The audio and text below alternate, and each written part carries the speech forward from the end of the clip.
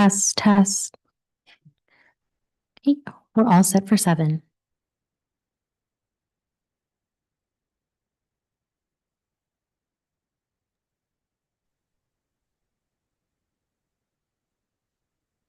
Hello, I'm here.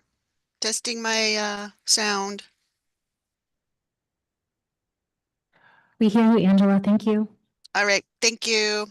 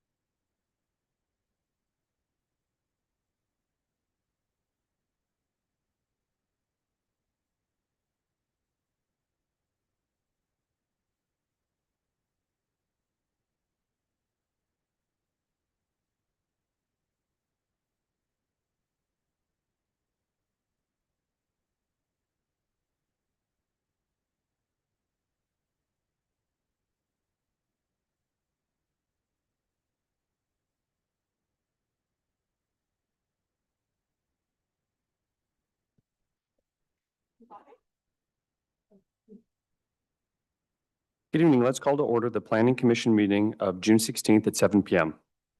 The city does not tolerate disruptive behavior in our meetings. Sunnyvale prides itself on the rich diversity of our residents. We are committed to creating a culture of belonging where members of our diverse community feel included, safe, and respected. This Planning Commission meeting is considered a limited public forum, which means the Commission can regulate the time, place, and manner of speech. Speaker comments must be limited to the agenda item being considered by the Commission for consent calendar or public hearing items. Speaker comments during oral communications must be limited to matters within the Commission's authority generally referred to as within the commission's subject matter jurisdiction. If a speaker's comments are not related to an item, the presiding officer will rule the speaker out of order. A speaker will not be ruled out of order because of a disagreement with the content of their speech. Location and online meeting details are available on the Planning Commission agenda. Please scan the on-screen QR code or click the language access and translation link on the agenda meeting to read and listen along in more than 50 different languages. Use the Show Captions button to view captions on Zoom. Comments on matters not on the agenda must be submitted prior to the time I call the item for oral communications. Comments on agenda items must be submitted prior to the time I close the public hearing on the agenda item. Speakers are requested to keep their comments to the time period set for public comments for the agenda item, which will be strictly enforced. Guidelines are posted on the city's website and on the Planning Commission meeting agenda. Please join me in a salute to the flag. Pledge allegiance to the flag of the United States of America and to the republic for which it stands, one nation, under God, indivisible, with liberty and justice for all. Hearing officer, may we please have the roll call? Commissioner Fagone, Present. Commissioner Segura, Commissioner Cerrone, Present. Chair Glacius, Present. Commissioner Shukla, Present. Commissioner Pine. Present. We have 6 commissioners present, and the absence of Vice Chair Davis is excused. Thank you. All right, we are now to oral communications. This is the public's opportunity to address the commission on topics not listed on tonight's agenda. This section is limited to 15 minutes and may be extended or continued after the public hearing's general business section of the meeting. Individuals may only speak once during oral communications. This Planning Commission meeting is a limited public forum, and the commission can regulate the time, place, and manner of speech. Speaker comments during oral communications must be limited to matters within the commission's authority, again, the commission's subject matter jurisdiction. If a speaker's comments are outside the commission's subject matter jurisdiction, the presiding officer will rule the speaker out of order. This allows the commission to conduct its business in a reasonably efficient manner and protects the rights of other speakers. A speaker will not be ruled out of order because of a disagreement with the content of their speech. Please submit a speaker card to the recording officer, raise your digital hand now, or dial *9 on the telephone to indicate that you wish to speak. I will call on members of the public participating in person first, followed by remote participants. Speakers will have 3 minutes to speak. Again, this is for items not on tonight's agenda. Does anybody want to speak under oral communications before we hear from remote speakers? Seeing none, because of the nature of remote communications, speakers who are ruled out of order will not be given another chance to speak on this item. Therefore, speakers are warned, limit their comments to subjects that fall within the commission's authority to decide or take action.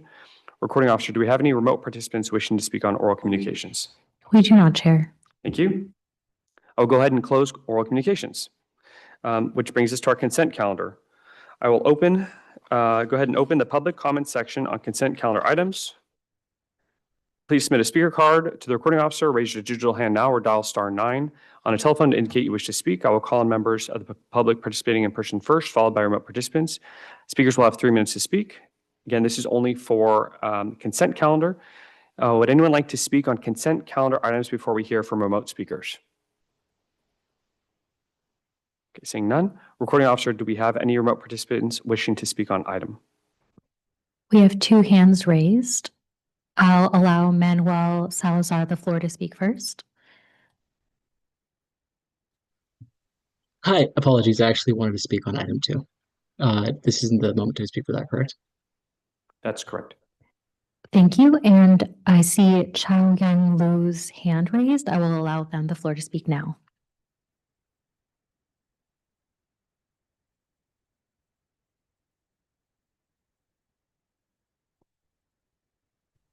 Hello, can you hear me? We can hear you. Okay, thank you. Yeah, so I want to express my concern for the construction of Village Center 1. Is that the correct forum for here?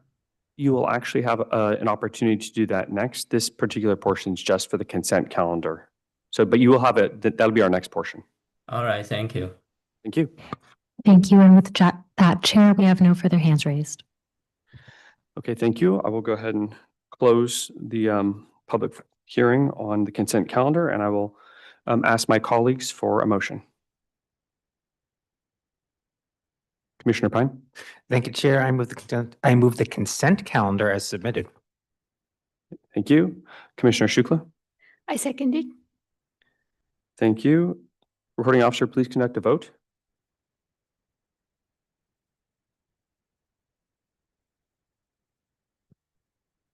The motion passes with 6 yeses and Vice Chair Davis absent.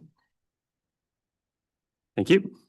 And this now brings us to our general business item. 1 second. So our item for this evening, it's a long one, so stay with me as I read the subject. It's a proposed project forward a recommendation to the City Council to take the following actions. Adopt a resolution to adopt the Village Center Master Plan, amend the general plan use and transportation element, text to implement the Village Center Master Plan, change the general plan use designation for certain sites in the 7 general plan village mixed use areas throughout the city from Village Mixed Use to Village Center Master Plan, change the general plan land designation for 1388 to 1390 Bremerton Drive from Village Mixed Use to low medium density residential, change the general plan use designation for 901 Reed Avenue from Village Mixed Use to commercial, change the general plan use designation for 519 Bragus Avenue, 206 East Arbor Avenue, and 216 East Arbor Avenue from Village Mixed Use to medium density residential, change the general plan use designation for APN 110-23-104, no address, from Village Mixed Use to public facilities, and amend the general plan use map for the changes in land use designation for the parcels noted above, not done yet. Introduce an ordinance to rezone certain sites in the 7 general plan village mixed use area throughout the city from neighborhood business C1 to neighborhood business plan development C1 PD, highway business plan development C2 PD to office or office plan development, which is office PD, to village center master plan. Rezone 1388, 1390 Bremerton Drive from neighborhood business C1 to low medium density residential plan development R2. Rezone 206 and 216 East Arbor Avenue from neighborhood business plan development to medium density residential plan development. Rezone APN 110-23-104, no address, from neighborhood business plan development to public facilities. Amend the zoning districts map for the zoning changes for the parcels noted above, and amend the following Sunnyvale Municipal Code chapters 19.12 definitions, 19.16 precise zoning plans, zoning districts, zoning maps, 19.27 site and project-based specific plans, 19.34 front, side, and rear yards, 19.44 sign code, and 19.54 wireless communications, and adopt an urgency ordinance to rezone certain sites in the 7 general plan village mixed-use areas throughout the city from neighborhood business plan development, highway business plan development, office or office plan development to village center master plan, and amend the zoning districts map for the zoning changes for the parcels noted above, and amend the following Sunnyvale Municipal Code chapters 19.16 precise zoning plans, zoning districts, zoning maps, and 19.27 site and project-based specific plans district. Whew, okay. So is there a staff report? Kudos, yes. And there's a pop quiz on everything you just said in about 10 seconds. We're going for the longest title ever. Yeah, thank you. Good evening. My name is Jeffrey Cucinotta. I'm the senior planner with the Planning Division. We have a lot to cover tonight, and we're aware this is a high visibility project that's very important to the community. So without further ado, here we are, our public hearing on the Village Center Master Plan. Next slide, please. Tonight's hearing is to consider the Village Center Master Plan, or the VCMP, because we love acronyms here. And we'll be discussing a lot of technical planning and zoning terms tonight. So for the benefit of the public, I just want to make a few things clear up front. So the master plan it's the zoning plan for the 7 neighborhoods that are shown in orange on the map here. It does not include any action on the pending development applications at the Fair Oaks Plaza or at the Lakewood Shopping Center sites, which are in the Village Center Master Plan world, are Village Centers 5 and 6. Those are separate developer proposed applications that would not be subject to any requirements that we're talking about tonight in the proposed master plan. Also up for consideration tonight and related to the master plan is an amendment to the general plan, land use and transportation element, or the LUT, municipal code revisions and rezonings, general plan, land use and zoning map amendments, and an addendum to the LUT, Environmental Impact Report, or EIR. Next slide. So before we explain the proposed plan, I want to provide some background context as to why we are here today and why this plan is, so important for Sunnyvale. And in a lot of ways, this started in 2017 when the LUT was adopted, which established 7 village centers throughout the city, which were, I'm very briefly generalizing here, but which were generally intended to create a sense of place for these different residential neighborhoods and to create gathering places that would be a vibrant mix of land uses, commercial, residential, and public. And in the land use description for the village center sites, they were described as anticipating mixed use development with 3 to 4 stories in building height and 10 to 25% commercial floor area ratio with an average residential density of 18 dwelling units per acre. Next slide. Now, since the adoption of the 2017 LUT, there have been multiple state housing laws such as SB 330 and the Housing Accountability Act, which have limited cities' controls over development projects, housing development projects. And in this context, a housing development project includes mixed-use development where at least 2/3 of the square footage is for residential use. These housing laws also streamline the development review process. They prohibit local agencies from denying or imposing conditions on a housing development project when that proposal is consistent with applicable objective development standards. And in some cases, it even allows developers to propose an entirely residential project on a site where the zoning or general plan permits residential uses on the site, even though that might require waiving the commercial requirements that are in place in the zoning ordinance. And so this brings us to where we are today.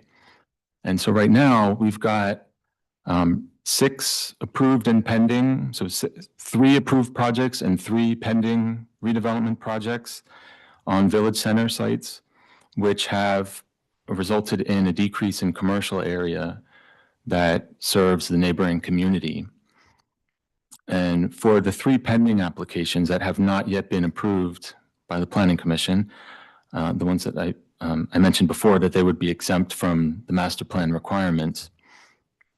In those cases, we're actively working with the applicable developers on those cases to encourage and to try to find ways to encourage more commercial retail floor area on those sites.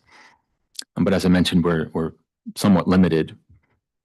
Now, if for whatever reason those 3 active planning permit applications are not approved, or they're approved but they're not exercised or constructed, then the Village Center Master Plan provisions that we're discussing tonight and considering if it's adopted would then apply. Okay, next slide. So just briefly to touch on some project milestones to date. This project started in spring 2022 when our project team put together an existing condition survey of all of the 7 neighborhoods. And that was really to help us better understand the opportunities and constraints on each of the village center sites. It also included a virtual public workshop and a survey where we received over 500 responses that ranged from comments, but encouraged things like commercial retention, pedestrian scaled, mixed use development, and public realm improvements. And then since then, we've been processing those inputs. In 2023, we had public workshops in January, a study session with the Planning Commission in March. And we also met with the City Council in August to discuss potential development build-out concepts for the sites. And then in 2024 through early 2025, staff has been working diligently to prepare the draft master plan for public review based on all of this input. And we released the public draft in May. So then that brings us tonight. So if we go to the next slide, we'll get into the meat and potatoes of the plan. So here we have the proposed zoning approach. This is the zoning map showing all 7 village centers. And the master plan proposes 3 new implementing zoning districts. One is village center mixed use, which would be, it implies residential mixed use, or VCMU. Then we have VCC, village center commercial, and VCO, village center office. And within the master plan draft, there's actually a zoomed in map of each of the 7 neighborhoods, which shows, the parcelized zoning map. So, in most cases, the zoning map follows the parcel boundary. The zoning boundaries follow the parcel boundaries, rather. In about 5 properties, we have what are called split zone. So the zoning boundary kind of straddles the property. Okay, next slide. The master plan functions like a zoning ordinance. So in most of the city, the applicable permitted land use types and development standards are in Title 19 of the Sunnyvale Municipal Code, so the zoning ordinance, right?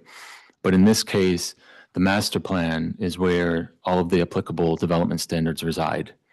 And so right after the discussion of the zoning map, we have the permitted development types and land use types. So this table very generally summarizes where different land use types and development types are permitted. So you see the 3 columns, VCMU, VCC, and VCO, those are our zoning districts. And on the left-hand side, we have the development types. So non-residential, as proposed, would continue to be permitted in all village center properties. Okay, so we're not suggesting that any one site should be rezoned for residential only. So whether it's a mixed-use site, a commercial site, or an office site, non-residential, AKA commercial, personal service, limited office land use types, medical, dental office, for example, would still be permitted.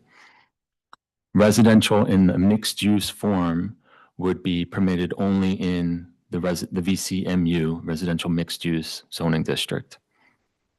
Residential standalone would not be permitted anywhere. So we're not talking about rezoning any one site for multifamily residential only. Okay, so anywhere where there's a residential mixed-use site, there's also a non-residential requirement, a minimum floor area ratio for commercial or personal services. Okay, next slide. We'll talk about the residential density.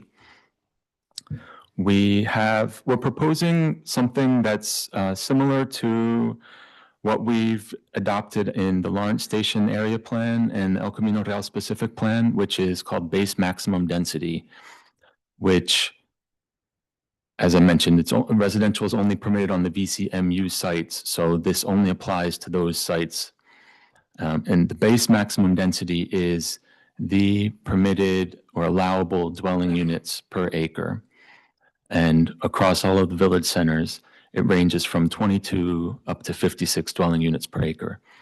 And so in our proposed zoning maps, the one on the screen is an example, Village Center 1.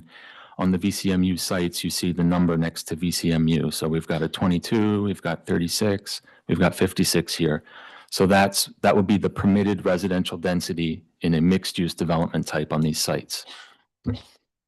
And what we've done is a kind of a clustering approach of residential density. So we have some sites where residential would not be permitted, and other sites where the density is a little bit higher than what is already permitted currently in the LUT, which is an average of 18 units per acre. But when you take a look at the entire Village Center neighborhood, in this case, Village Center 1, the average of those units is still about 18 units per acre across that whole neighborhood. So we had to, this is kind of like a clustering approach, as I mentioned. And then the plan also has a requirement that at least 85% of that density is achieved by a development proposal. So think of the minimum really being 85% of the number that's stated in the plan and on the maps. And then developers could also potentially increase density through participating in the city's green building incentive program or in the state density bonus program. Next slide. To touch on the non-residential or commercial land use requirement, the plan has a requirement for minimum ground floor, minimum non-residential floor area ratio. And on all sites, the minimum is 25% of the size of the lot, except for on the VCMU sites in a mixed-use development type, that requirement is 10%. So if you think of, a potential redevelopment proposal where you have ground floor commercial retail with residential above, some of that land area is going towards the residential space. So that's why that minimum is lower than everywhere else. And then we also have a ground floor active use area requirement, which is intended to help maintain some visual transparency between the street and the building's interior on the ground floor, to try to help provide and encourage foot traffic at the street frontage. And that is required on all development types in the mixed-use zoning district and the commercial zoning district. And in the office district, when it's a development that has introduced some commercial component, because the office sites could remain as office only, in which case they would not have an active use requirement. Okay, next slide. We'll cover a few of the other development standards in the plan. One big approach is the pedestrian realm standard, which you've also seen in the El Camino Real specific plan and elsewhere in the city. In the Village Center specific plan, we talk about it in terms of furniture zone, through zone, and a frontage zone. And essentially this would allow for an 11-foot wide sidewalk and a 10-foot wide setback. And there's a typo on the slide. It says from the new build to line, but it's supposed to say from the new right-of-way line to the new build to line. And so think of this kind of like a front yard setback. It's a 10-foot setback from where the new property line or right-of-way line would be established. So in some cases, if you consider, an existing shopping center, if there's a proposal to fully redevelop the site, all of the property frontages along public streets would have to provide this new pedestrian realm dimension area. So the buildings would have to be up along the property frontage, and then we'd have these dimensions for this pedestrian realm. And then maximum building height, we're proposing 4 stories or 50 feet across the entire Village Center master plan area, which would mainly come into play in a mixed-use development type. And then with an ability to increase up to 5 stories or 65 feet on any development along a corner in the portions of the building within 200 feet of a public street corner. Next slide. Just to cover a few of the other development standards. We have a daylight plane that's applied. It's a vertical angle that's measured from the property line that's shared with non-Village Center sites. So this is the image on the screen is, like an elevation plan view. So you see that angle there, which is basically where all of the building would have to be located within that space. So it would not, it would help to limit the visual impact on neighboring sites. We also have some standards for rear and side yard setbacks, also that are applied to property lines shared with non-Village Center properties. The plan also updates some parking, off-street parking standards, usable open space. We've got provisions for what we call gathering space, which is a requirement on the non-residential sites in an attempt to try to make and encourage some more publicly accessible space that we already have on some shopping center sites in the city, but it's just more of a formal requirement. And there's the opportunity to incorporate that into the landscaping requirements, or maybe even tie it into the pedestrian realm if it's located at the front of the lot. Think of it like an extension of the sidewalk in some cases. And then additional landscaping standards as well. Okay. And then what we're also doing is we have to make a few cleanup items in Title 19 zoning, the zoning ordinance, which includes establishing these new zoning districts, right? Because it's the zoning ordinance that is the tool that establishes all of our zoning. We have a few definitions that we're updating, or the village center specific definitions, but they reside within the municipal code. And then we've got a few other minor updates to other existing sections just to make sure the village center zoning districts are referenced and to be consistent. Next slide. Just to very briefly brush over the environmental review that's being done. We also have our environmental consultant here, who I'll introduce at the end of the presentation. But in a nutshell, what we're doing is addressing the fact that the 2017 LUT Environmental Impact Report evaluated a capacity on these village center sites for about 900 new residential units between 2017 and 2035. And the mechanism that we're reevaluating that right now is an addendum to the EIR. And basically what that's doing is acknowledging the fact that we're moving some of the numbers and residential densities around on a few of the sites, but overall, we're still within the number of residential units that were studied back in 2017. And so based on the analysis that we've done, it's been determined that this does not result in a substantial change to the LUT EIR. Okay, next slide. In the staff report, we also identify some potential future implementation items that, for one reason or another, we weren't able to make a part of what's being considered tonight, but they could be potentially considered in the future. The first one is in line with the city's housing element, which actually is a requirement of the city's certification with the state, which is looking at increasing affordable housing opportunities in what are called high resource areas. And these will be on some of the village center sites. But in order to do that, we'll have to prepare some additional, more exhaustive environmental review that wasn't covered in the addendum. So it's a future item. Another item is to look at the flexibility in the zoning boundary line location on the split zone properties. You know, say for example, after, you know, when and if this plan is approved in July by the city council, if a developer would like to propose a development type where maybe the residential portion doesn't exactly fully align with where the split zone boundary is, that would allow us to reassess the proper procedure for the zoning boundary change.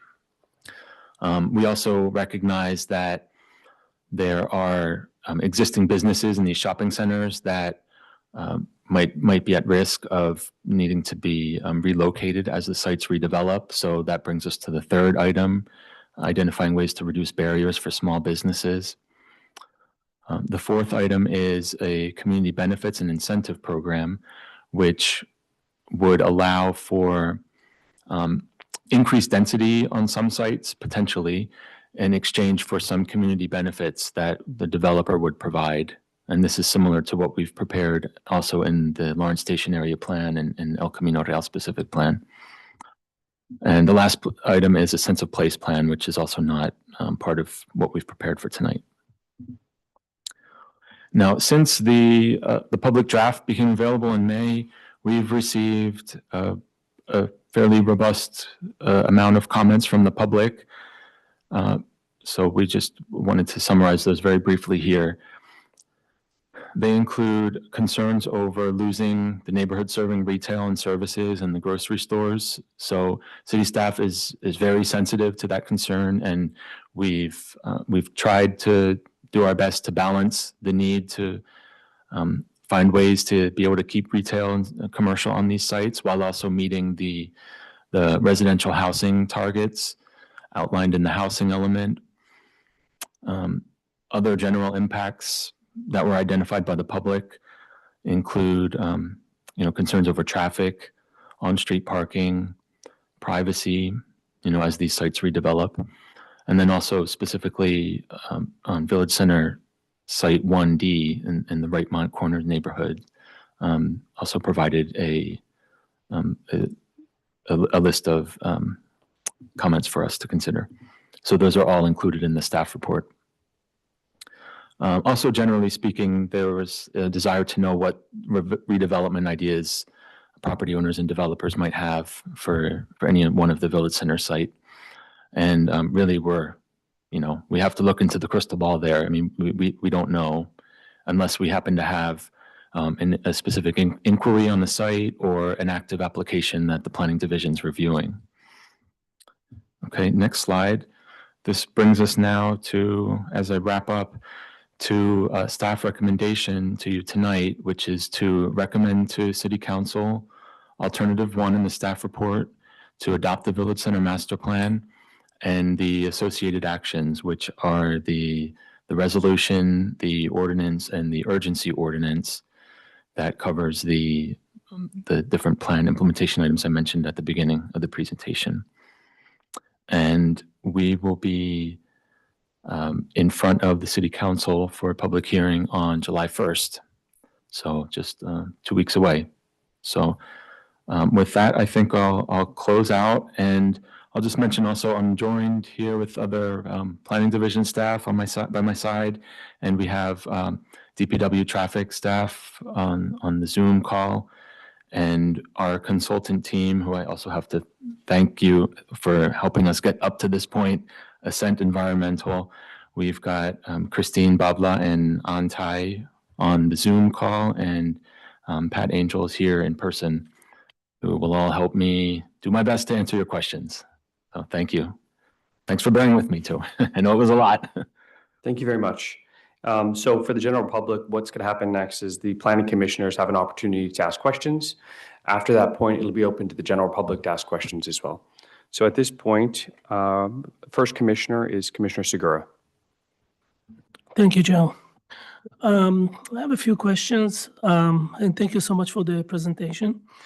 Did you guys conducted any real estate evaluation for those places once those big structures will come up? Because I can see how it can contribute to some areas of Sunnyvale, but it can be also an issue for other areas of Sunnyvale housing.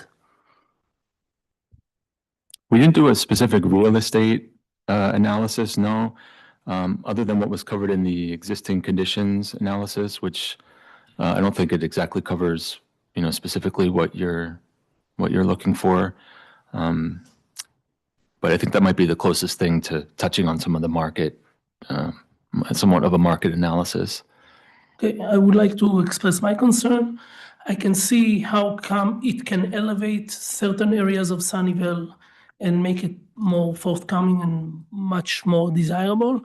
But on the other hand, on certain areas of Sunnyvale, people invested their life savings into developing their houses and putting additions and whatnot, and putting a lot of wealth into it. And then it can be of an issue later on when they want to resell or sell their homes. So that's one of my concerns. The other concern or question I have, do we have to vote on the entire plan, or we can say this area can be excluded and we can vote for the rest of the areas? For example, 94087 to vote for or against, and the other areas, 94086, 94085, to vote for it or against it. So you could consider voting on an alternative that includes changes or amendments to what we've brought before you. Yeah. So our recommended item is number one in the staff report, but you could discuss what amendments you might want to consider as well. Sure. Okay. One more issue. We've seen already that there are certain loopholes in the law, like we voted before on areas in El Camino that's supposed to be mixed use, to be just residential. And my concern and my fear that when it comes to the actual project, the developers will push towards more residentials, because we do understand that when they do less commercial, more residentials, they have better outcome, financial outcome. And my fear is that they will use those loopholes, because right now this is pretty much a concept. We don't have a very detailed plans like we normally voting on. And my fear is that they will change it later on based on loopholes that there are in the law, to change it only to residential. What can we do to prevent it, to keep it as a mixed use, or increase a little bit more the commercial side? I totally understand and totally supportive of needing more housing. However, what I start seeing is that we slowly starting losing more and more the commercial side of Sunnyvale, and that will affect eventually, the market, the local market, and the desire of people coming here, et cetera, et cetera. Yeah. So one thing I did not mention, but it's important to clarify here, is that even if, when and if I say, but assuming the plan is adopted, if a developer is proposing an application that we have to review under the SB 330 process, all it takes is for a waiver to be requested from any one of these development standards. And that includes the minimum requirement for non-residential area. And the city has to consider that. Now, that's why I say we try to work with the developer and try to find a negotiation that might work and limit the amount of waivers that they would want to request. But we also know where the market is. We know that a lot of the village center sites are already being considered for townhome style development with little or no retail on site. So really our best bet is to get a plan adopted now, so that allows us to have some sites that will be reserved for more of the non-residential land use, and other sites for the mixed use, the residential, some more residential density, but mixed use, in hopes that would be more enticing to a developer without them having to want to request a waiver from the non-residential requirement or any other development standard. But that's the tricky thing. That's the statewide tricky situation right now. The last kind of concern that I have is more the parking situation. And I'm afraid that with all these developments, and I know those areas, some of those areas very, very well, I'm afraid that what's going to happen is that the surrounding neighbors will start suffering from other people coming and parking in their neighborhoods, and get it more the streets to be more congested. I've seen places in San Jose that the streets are so loaded with cars because so many people living in those areas that it destroys all the beauty of the city or that area in San Jose. Thank God we don't have it yet here in Sunnyvale. But that's one of my fear, because I did, and maybe I missed it, I did not see anything that's suggesting underground parking or something like that to accommodate. I know we're relying on public transportation, which is very good and important, and we should have more of that in Sunnyvale. However, a lot of people, and most people these days, can afford not public transportation, but actually purchasing cars and whatnot. And I'm afraid of that those developments, especially like on Fremont and Mary and Fremont and Sunnyvale, Saratoga, will cause to a lot of congestion. And we shouldn't forget that Fremont High School is really nearby, safety of students, et cetera, et cetera. So what did you guys do to study it or to suggest that it will be pretty much safe? Sure. Yeah. So I'll say a little bit about the off-street parking, and then maybe Angela Obeso in Public Works on the call can help help me answer on the on-street component. So for off-street parking, so the parking on the site, we do have some slightly more relaxed automobile parking standards, because at the same time, we realize the intent of the plan is to work towards contributing towards a walkable neighborhood. You know, it's called the Village Center Plan. So that the intent is there to find places for this density where people will be able to live and walk to the neighborhood serving retail or services that are nearby. Now, that's ideally what could be achieved over time as these sites are built out. Now, we know we're not there yet because these are shopping center sites right now. All of the parking is accounted for on the shopping centers, and a lot of the neighboring land uses are lower density or single family residential. So we don't talk specifically about below grade parking. That would just be considered on a site by site, application by application basis. And in some cases, on some of the higher density sites, we would probably expect to see either a parking deck situation or below grade parking as a way to meet the parking requirements and building height and the like. And then for on street, what we're doing is the Village Center Master Plan summarizes what the other citywide documents already account for: the active transportation plan, the Vision Zero plan. So this is a summary of what's already been adopted. We're not introducing anything new in terms of touching on-street parking. We're also not addressing any land outside of these Village Center properties, right? So we're kind of in a tight space because we have to address the off-street parking with any one potential development, but also not upsetting what work has already been done citywide. And so maybe that's a good segue. Hopefully, Angela, you can help fill in some of those gaps for me. Sure. Angelo Beso. I am the Interim Transportation and Traffic Division Manager in the Department of Public Works.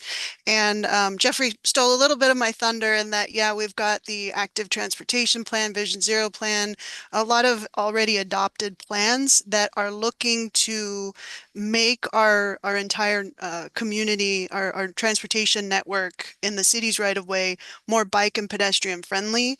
As we've gone through the process with the Village Center Master Plan here, we've done a lot of coordination between Community Development Department and Department of Public Works to really look at how do we incorporate that transition zone.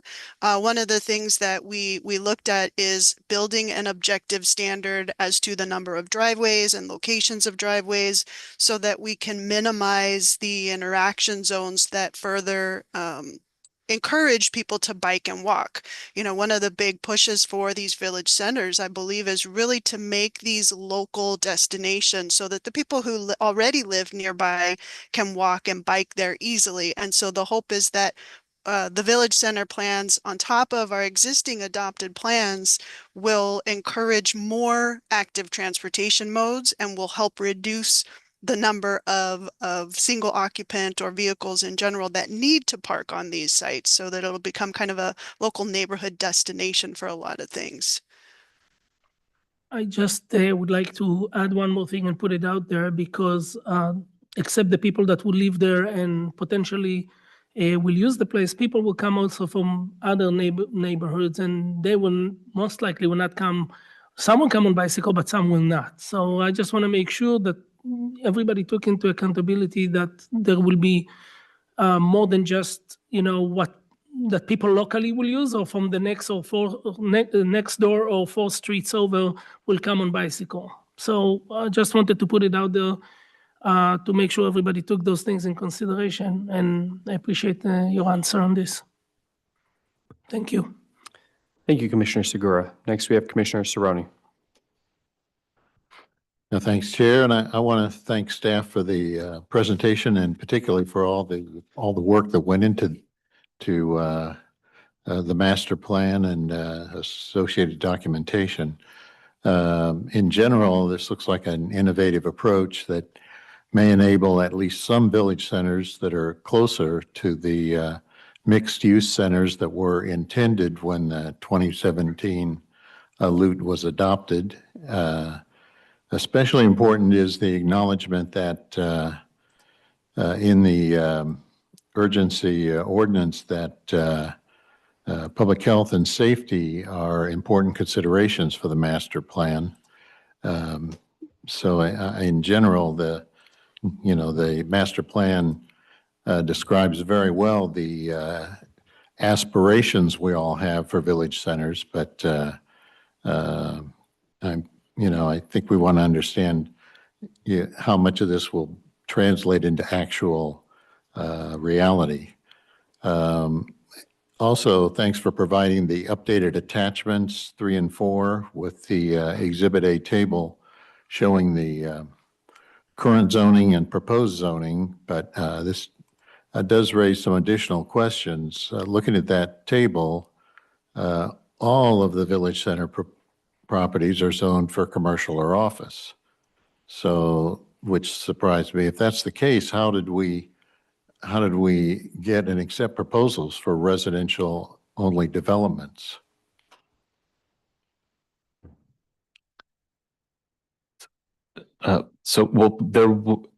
Residential standalone would not be permitted on any sites. So is that what you're referring to? Well, yeah.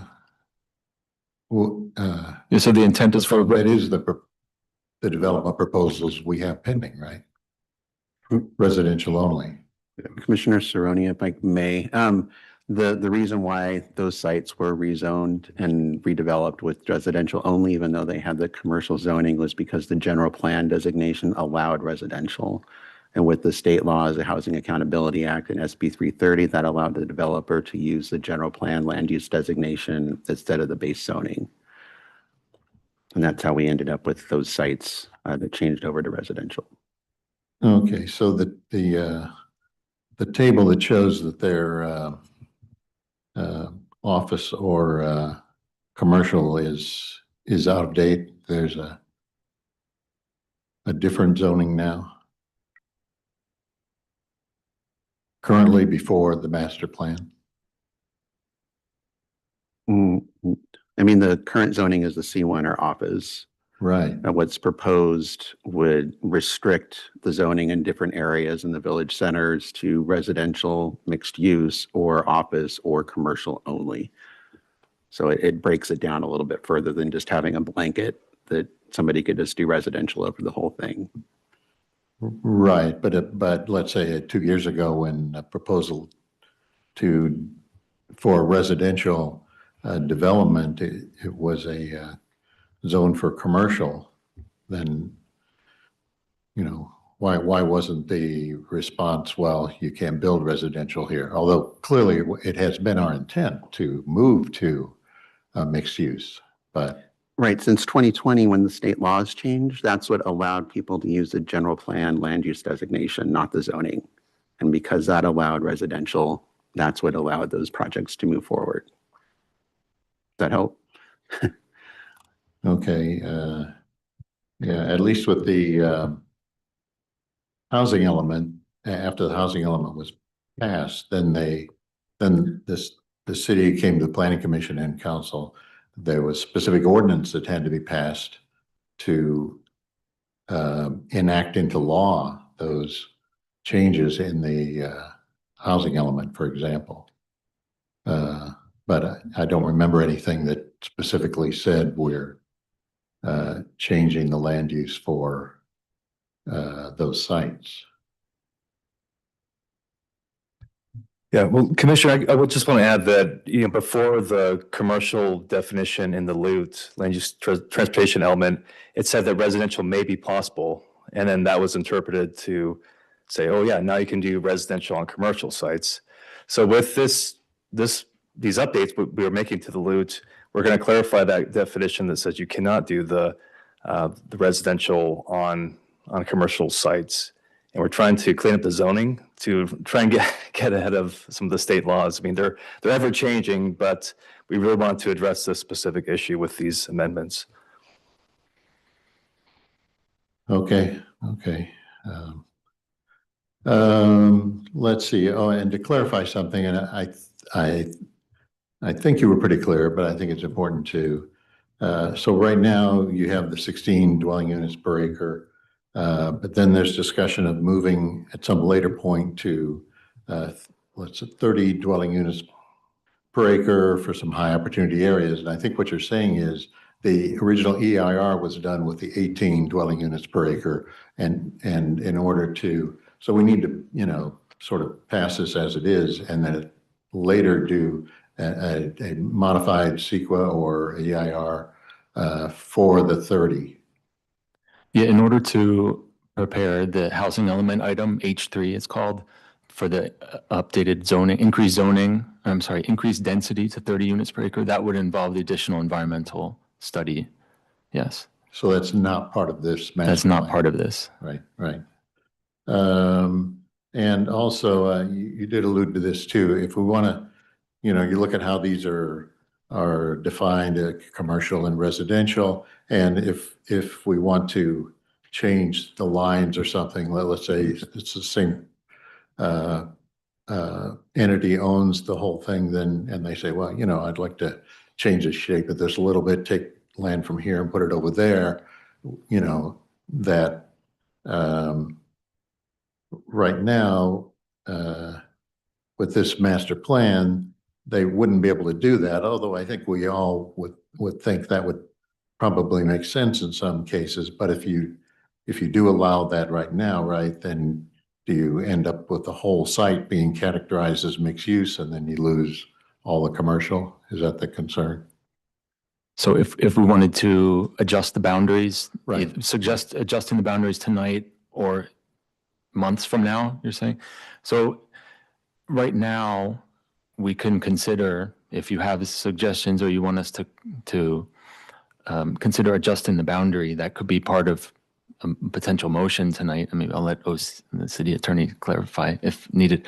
In the future, though, if this was to be adopted and there was interest in adjusting the zoning boundary, it would have to be done in a way that doesn't result in a net loss of capacity for residential units, right? And the formal action at that time would just be a rezoning. It would not require another amendment to the LUT at that time, as long as you're within you're moving the residential numbers around, but you're still within what was accounted for.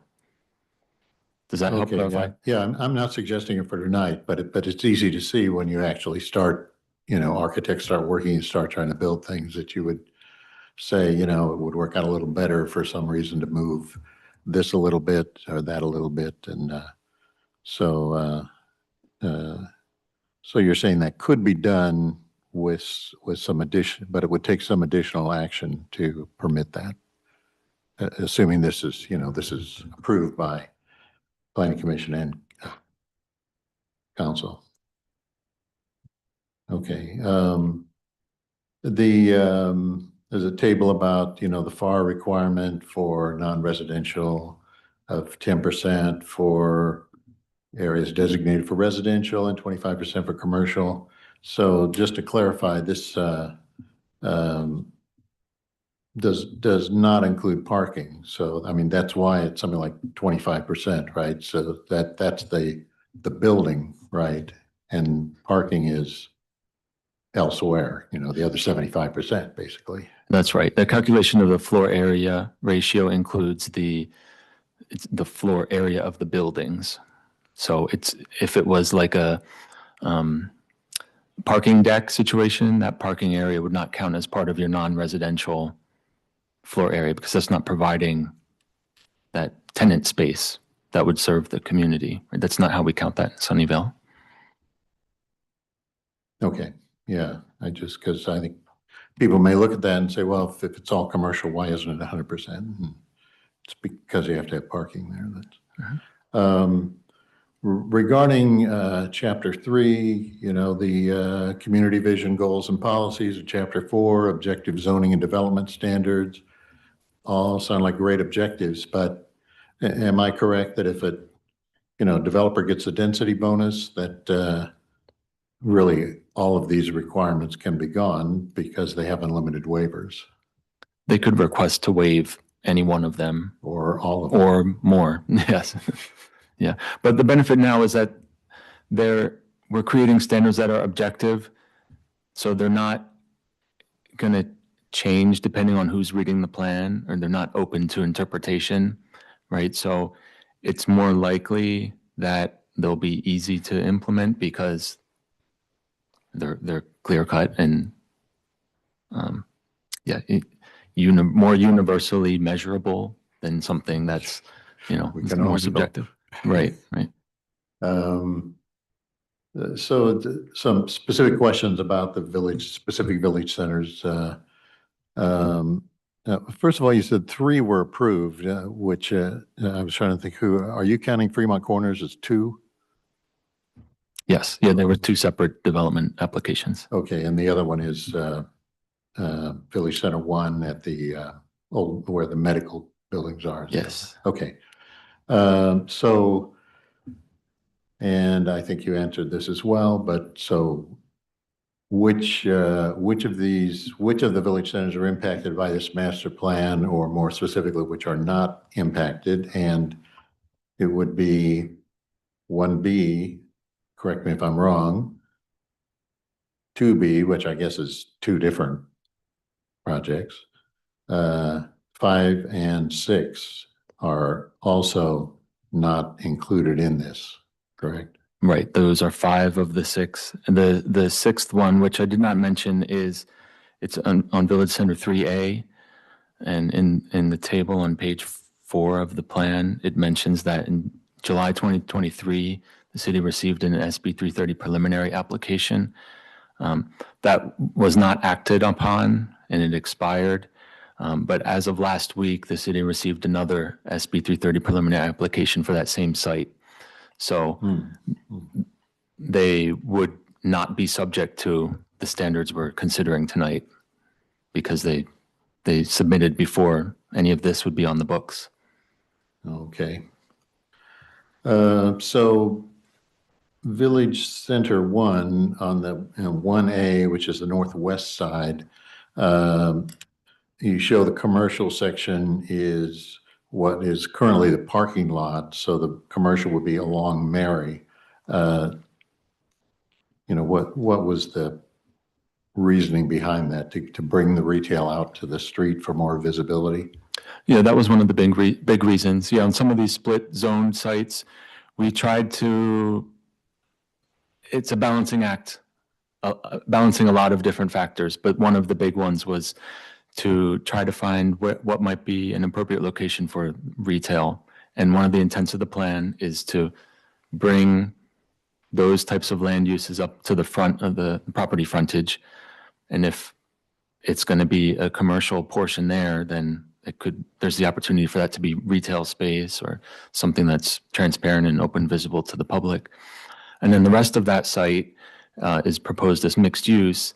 And I know it's kind of a strange shape configuration, but the thought there is that there could be the potential for a blended density approach on a potential development type where you have a mixed use portion towards the corner of Mary and Fremont, and then towards the back, towards the lot line shared with the single family homes, it would be more of a transition downward of the density. So maybe you could have single family duplex or townhome portions of that development site. So you've got a lower density on part of it, higher density on another, but overall the requirement would be as shown by the base maximum density on the map. Well, that sounds like a good idea, but the developers don't need to do that, right? Well, it's the required zoning. It's the requirement. But it could be waived, right? Well, if they wanted to propose, this would be one of the rezoning things. If on that site, for example, on 1A, if they wanted to propose reconfiguring where the different land uses are, and say they want to keep the commercial tucked towards the back, Yeah, that's not what the zoning's. The commercial, but Right, the tapering. right, whatever the change might be, they would have to rezone to adjust that zoning boundary. And we'd have to make new no net loss findings that is proof to the state that we're not down zoning based on what was approved in the housing element. It's very tricky. So there are a lot of factors that came into play when we were coming up with these proposed boundaries. Yeah, sure. It's very complicated. On 1D, which is the southwest side of that same village center, so you're maintaining the existing office space, it looks like. You know, would arguably would retail or residential be a better use, or was there just a desire to reflect what was already there? It was more so to reflect what's there. Those properties are zoned for office right now, so this is the village center version of office. The only VCO sites are in Village Center 1, and it's those sites on 1D. And then on 1B, the location of the office matches the, or very similar, very close to what was part of the approved project.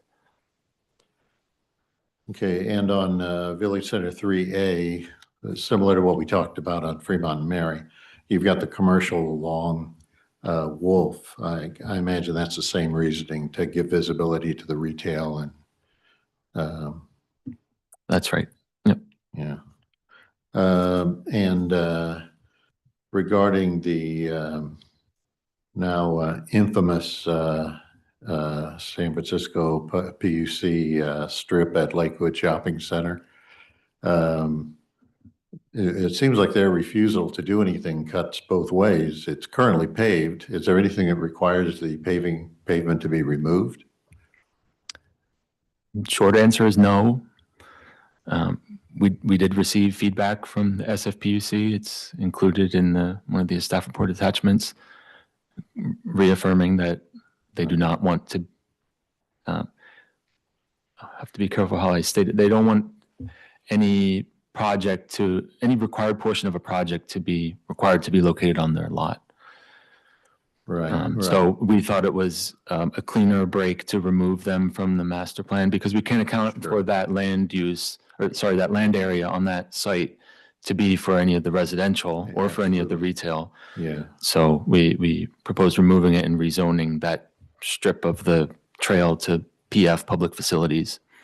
And now whether, if anything else is intended to happen there, that's a different story. That would be up to PUC. That's right. The city can Right. control that. But if you, let's say if you had a pedestrian walkway that came up to that strip, and then another one that picked up on the other side, people would certainly be using it that way, unless they came down and put some kind of a wall to prevent that, which seems unlikely. That's what I mean by the refusal to do anything. Seems like it cuts both ways.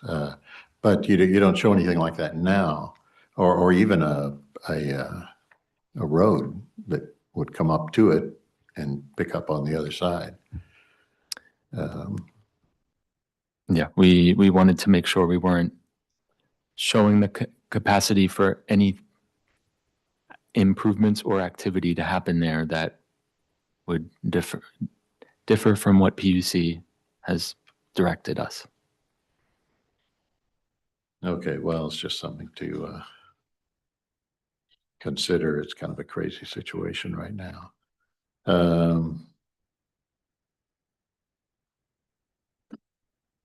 There's, in the urgency ordinance, there's a lot of discussion about the health and safety considerations for the village centers. Is there, but I think are you saying that is there any health and safety consideration that could potentially impact the pending projects? I mean, there must be some threshold, but let's say you found some terrible toxic dump under there, so something, there must be.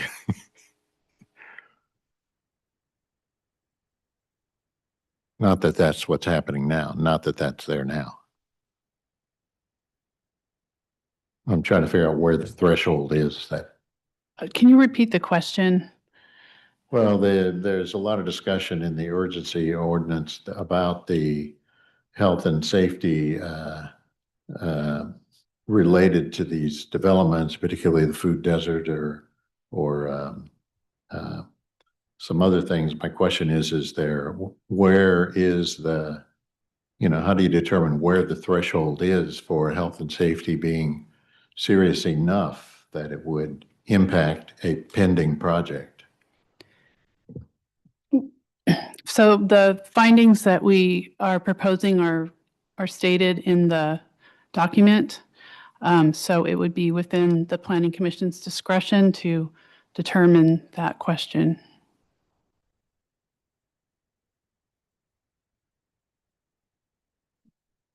Could you, The findings we have are what are stated in the resolution. right. So you're saying that would we need an amendment or something? Or you're saying just by accepting that resolution that, In order to enact the urgency ordinance, the legislative body has to make findings that there is a health and safety impact, and those proposed findings are stated in the resolution. are we just voting tonight on the master plan, or are we also voting on the ordinances? All of them? You would be recommending to City Council on all of those items that are listed. So would we do that with one motion or separate motions for each of the? That would be up to you, Okay, up to the Planning Commission. all right. Thank you. That's all I have for now. Thank you, Commissioner Saroni. Next, we have Commissioner Shukla. Thank you, Chair. Thank you for the great presentation. And I have few questions. Like I think my fellow member asked a lot of things. So when you did existing studies for the existing land use, when you made the master village plan, you have included some of the properties to change their zoning, like, in almost like 3 village centers. So I was wondering that you decided to change one house, for example, from single residence to low medium residential unit.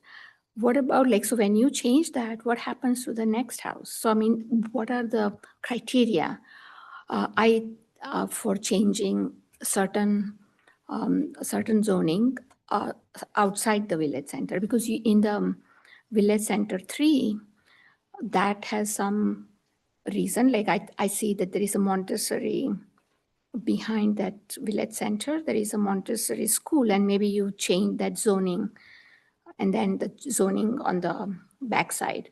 But I was just trying to find out what are the criteria that you change some of the zoning. Are you referring to the short list of sites that are being rezoned that are not in the master plan? Yeah. Okay. Yeah, those are included in the ordinance and resolution. Those are, I'm kind of calling them like quote unquote cleanup zoning items, because those are properties that currently have the land use designation in the LUT as village mixed use, just as the rest of the village center sites do. But most of those sites already have existing lower density residential on them. They're not shopping center sites. They're not envisioned to be redeveloped for retail only or anything like that. So I'm calling them cleanup items because it's kind of like we're proposing to adjust either the zoning or the land use designation or both on 1 or 2 of the properties to be consistent with the land use on the ground right now today. Okay, so it's not that we're proposing a big change there. It's more so to make it be consistent with what's there now. But like the existing zone is single family residence, and then we have changed that to low medium density. So this is, I'm talking about the Village Center 1, and it's at the south of the Zenoto thing. So there is a driveway which ends there. And so that's like, that is just looks like the residential one single lot. And then it follows the single residential lots next to it.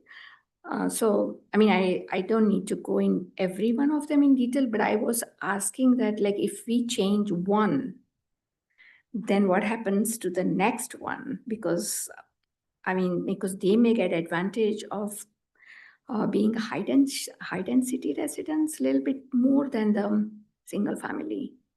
So I was just curious that, why did we, I mean, what are the reasons, like, or criteria? I know it's cleaning up, but then it has to be, the whole street has the same residential zoning that, you know, so that's like, if you see it, like, I would say, let's go back to, I'm trying to see. So it's the name is, one second, I can tell you. It's a Bremerton Drive. On Bremerton Drive, where the Village Center Commercial ends, and then we have changed one lot there. And same thing happened on Village Center. I think Village Center 3 also we have changed, but that makes sense because there is a commercial across the street. And then you have that, but that is part of the Village Center. But in Village Center 3, no, the fourth, the Maud Avenue, you have also affected. I'm trying to find the Maud Avenue. Yeah, on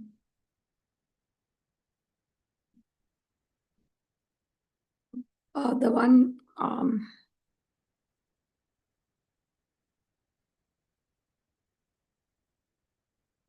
Oh, these two are on Arbor Avenue, East Arbor Avenue, the 206 East Arbor Avenue, 216 East Arbor Avenue.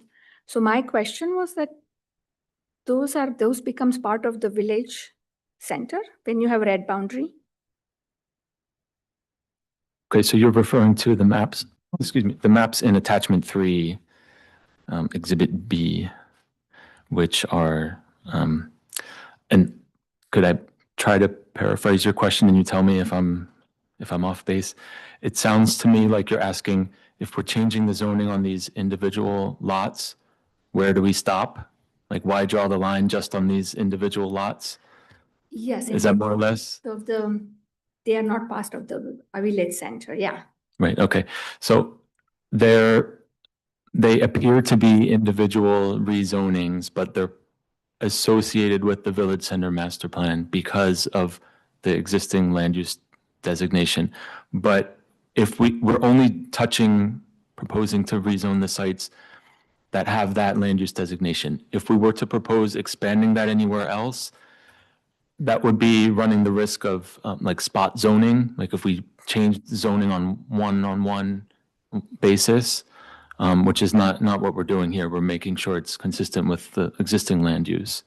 So that's why these are specifically called out, because they're, for whatever reason, I don't know why, maybe it was a mapping error in 2017, or maybe it was intentional, I don't know.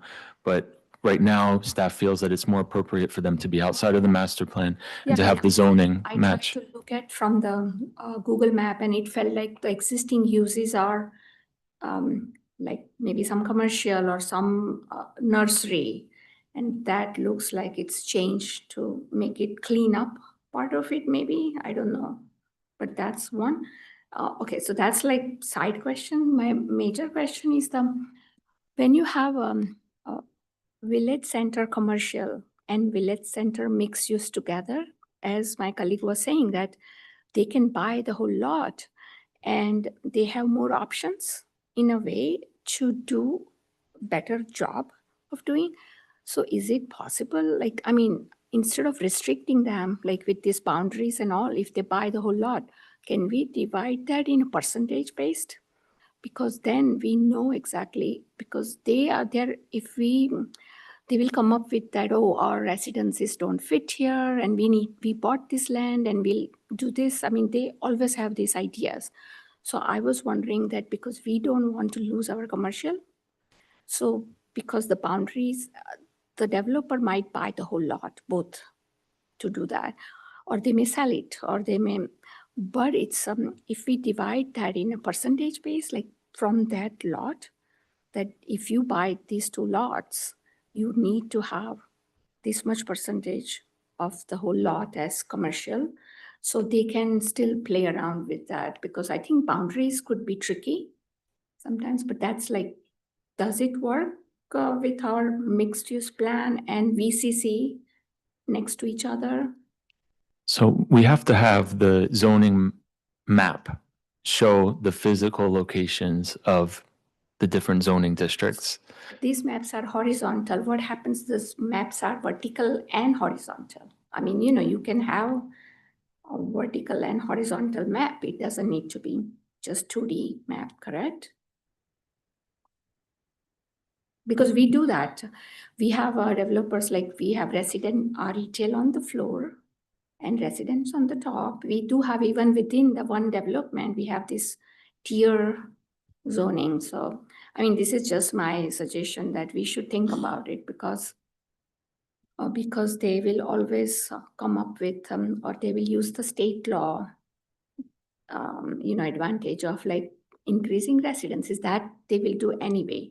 But if we have percentage, that if you have these 2 lot, if one developer develops the whole lot of Village Center, then the person, I mean, you have shown some examples in a 3D that how it will look like, but they come up with always new things and they don't follow exactly our 3D plan.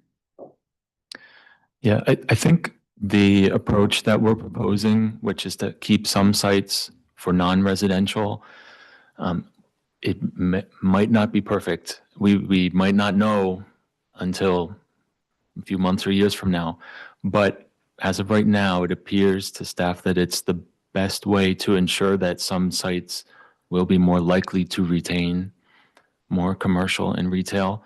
So in other words, if we proposed a map that showed the capability for mixed use on all of the sites and at a lower density, maybe closer to the 18 units that's already permitted by the LUT, then you'd be more likely, potentially, to have more proposed redevelopments that continue to remove existing retail. So again, we had to draw the line somewhere, and the map had to show a line. So we played around with the numbers, and we tried to have proportions of amount of land use in different shopping centers for commercial only or non-residential only versus residential mixed use. So those were some judgment calls that staff made. Now, are those lines in the perfect location? Maybe not. Maybe some of you have some suggestions for, you know, what you would like to see elsewhere, but that's our best attempt to try to avoid a scenario where we have townhome developments coming in place of existing neighborhood serving retail and services. Okay, so when you are saying that, so if the developer, like mixed use project, if they come with all residential with exceptions, like you say, we can't do that. What are we going to like enforce village master plan, or are we going to enforce the state law and give them that, okay, we will reduce your retail? Like mixed use, every project has happened that, correct? Like recently, we have a lot of, we have given up even the height of the first floor. So that's what will proceed. Like if they might come up with when we have a mixed use development, they will come up with very little retail that, oh, we have this, we can't fit our, or we are providing more residences. So, I mean, what I mean to say that, like, how are we going to enforce this plan? Because they will come up with something different. Then how are, I mean, I know we should do this, but my question is that how are we going to enforce this? over housing on a mixed use project, you know? Commissioner Shukla, I mean, the plan will enforce it by designating our zoning districts for each of those parcels or areas in each village center. And based on doing just the mixed use portion versus a VCC for just commercial versus the office, that helps keep those areas designated to maintaining that commercial square footage. Yes, on the mixed use sites, they may not do all the commercial, they may try waiving it. We can't really control that based on state law. But, you know, we'll work with the developers as much as we can. And if somebody does acquire a bunch of parcels together on one of the village center sites, of course, we'll work with them to have some flexibility later on. But there's a whole process and analysis that we'd have to do to move that forward, which includes the no net loss and residential density. I get it. So it's a good idea that we have at least the commercial zone, which is like they will make commercial there at least. Yeah, that's the one way we can save it. They may have some advantage, I mean, not advantages, but they will have more power to make, I mean, we do want housing, but at the same time, we don't want to lose our commercial thing. So, okay, so that's one. And then last, another one I have.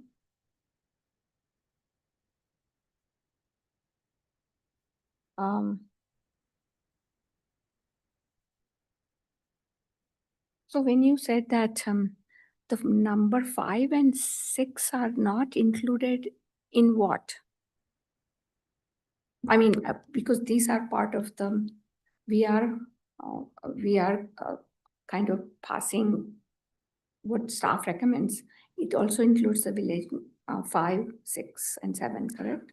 The master plan includes all 7 village center areas, yes. What I'm saying this does not include is any action on the specific development application on those sites. So those are continuing to move forward under the existing zoning standards at the time that those applications were submitted to the city. Okay, so if they continue, they will not have to adhere to the village center master plan requirements. And what about the bike paths are also part of the plan? All the paths, Sorry about what? the bike lanes you have changed in the master plan, you have all different bike lanes, like from level 2 to level 4. Some places there are many changes and it stops at the Tasman Avenue. And so is that part of the approval? So those would be required as part of the future application, development application. Okay, because that needs there were a lot of, yeah, okay, that's great. Mm-hmm. Yeah, that's about it. Yeah, thank you. All right, thank you, Commissioner Shukla. Next, we have Commissioner Pine. Thank you, and I'd like to thank staff for both the excellent presentation and for all of the hard work they've put into it. And I apologize that I'm now going to start picking at it, but that's what the job is up here. So first of all, I want to follow up the points raised by Commissioners Cerrone and Shukla, and I just kind of want to, and I appreciate, I agree that I think that staff is pursuing the correct approach and in divvying up these sites into specifically zoned parcels. I don't really I don't like it from I don't think it's from just a high level. If I were the god of all laws and could do it that way, I don't think it's the optimal approach, but given the constraints we have of state law, I think it's the right approach. Listening to Commissioner Shukla's approach, I did consider that the idea of having an actual 3-dimensional zoning system where you'd have the first floor zoned commercial and the second floor up zoned residential. I think that would be an interesting approach. I suspect if I actually proposed it, you all would tell me that it's completely unprecedented and it would be and likely to incur significant legal risk. And so I'm not going to actually suggest we do this, but I think it would be an interesting experiment for somebody to try somewhere. Anyway, this was actually a question. The question was, so if we did get an application that was that suggested moving the boundaries around a bit, and it was but it was clearly, it was clearly in line what we wanted to do. It was preserving the right amount of retail. It had residential that didn't result in a net loss, et cetera, et cetera. Basically, how expeditiously could we do that? Like, how much would proposing that delay the project? Well, it would have to go through the standard rezoning process, but we'd have the benefit of not having to prepare a loot amendment as well. And we'd have, as I mentioned, we'd have to, as part of the rezoning, we'd have to make the no net loss findings again that we've made here. We'd have to adjust those. So, I mean, that time frame varies depending on how aggressive property owners or developers might be and staff capacity at the time. Yeah, I know you can't give me an actual number there because it's so dependent, but the thing I will say is that I think it would, and I might try to figure, is that I think it would be in the public interest if we were to see that it occur as expeditiously as possible, because that would be the kind of thing that would, and I think that would be clearly to the public benefit. That kind of application would be clearly to the public benefit. Yes, Commissioner, just one more thing on that. So it would likely be combined with the development application. So it wouldn't really extend the timeline too much. You would just have to go to the city council for the legislative change. Okay, that smooths my mind, because as long as we're acting at it like at basically one well, us at one hearing and then council at one hearing, as opposed to having to go through the whole multiple hearings and such, which can really slow things down. Correct. There wouldn't be like a general plan amendment process that takes a while. Yeah, I knew there wasn't a GPA, but we don't really get that many rezonings without a GPA, so I was not super familiar with that process. Okay. Weird procedural question. For an urgency ordinance, city council requires a supermajority. For our recommendation, do we need a supermajority, or does it just take 4 votes? It just requires a majority because you're only making a recommendation. Okay, thank you. Okay. So earlier this year, we recommended, city council approved a policy that basically gave us, that encouraged retail development on village center sites. That is still in effect. How does that interact with this? Yeah, I'm glad you mentioned this. So we're calling that the retail incentive program, and that is on the books, as you mentioned. It only applies to 2 of the village center sites, Village Center 5 and 6, which are the sites where we've got the active applications. I don't know about what's going on with Village Center 5, but I happen to be the project planner on Village Center 6, as you know. And the applicant resubmitted plans last week, and they did propose increasing the retail portion. So while that application would not be subject to what we're talking about tonight, we're looking at that now. Well, that is very good news. So I'm glad to hear that. So I was going through the uses table, and I noticed some differences between between the commercial and retail uses that were allowed in the mixed use zoning and the commercial zoning. I can get specific if you want, but does staff in general have any clarifications on why those change, in many cases, why those are different? Sorry, so you were saying differences between the mixed use and the commercial districts? Yeah, specifically for like retail, commercial serving uses. Like I'm not suggesting we permit residential in the commercial districts. Do you have it? This is pages 58, 59 of attachment 2. I think it's in other attachments as well.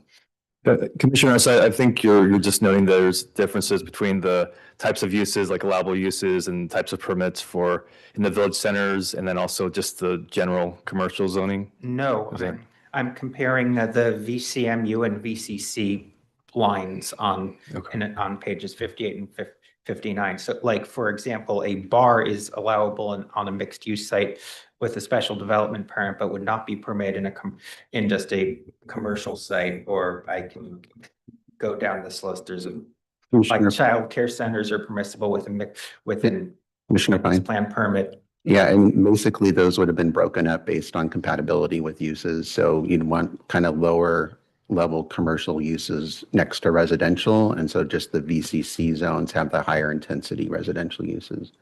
That sound right? I'm Like you'd have a bar in VCC, but not VMU. Right? a lot of these are permitted in the mixed use, but not in the VCCs. Like that was the tendency I noticed. Like child care center with occupancy of 31 or more children, that's permissible with a special development permit in the mixed use zone, but not permitted in the commercial zone. And I honestly didn't understand why.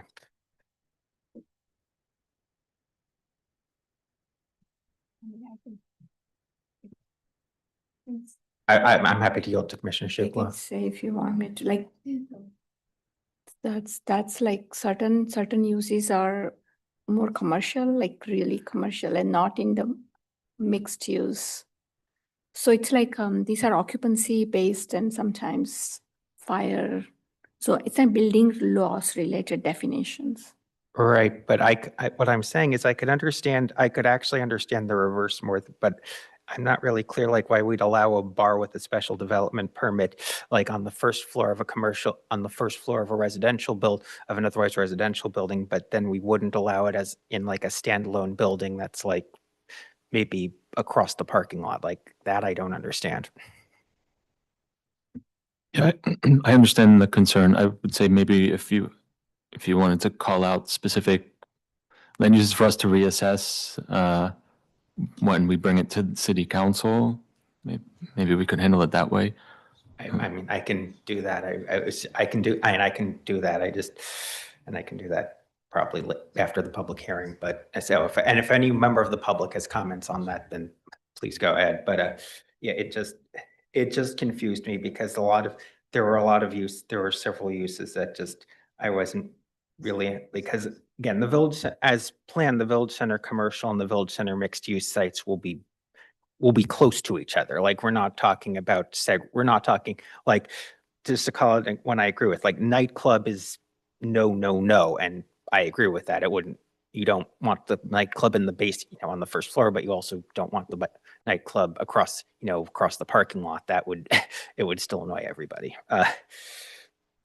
But okay, so I can circle back to that later. While I'm here, while I'm on the land use table, question about, this is kind of land use table, kind of not land use table, but how do we interpret the parking requirements from it? I'm just going to give the scenario I'm worried about and tell me why I shouldn't be worried about, or tell me why I shouldn't be worried about it, or if I am worried about what I should do about it.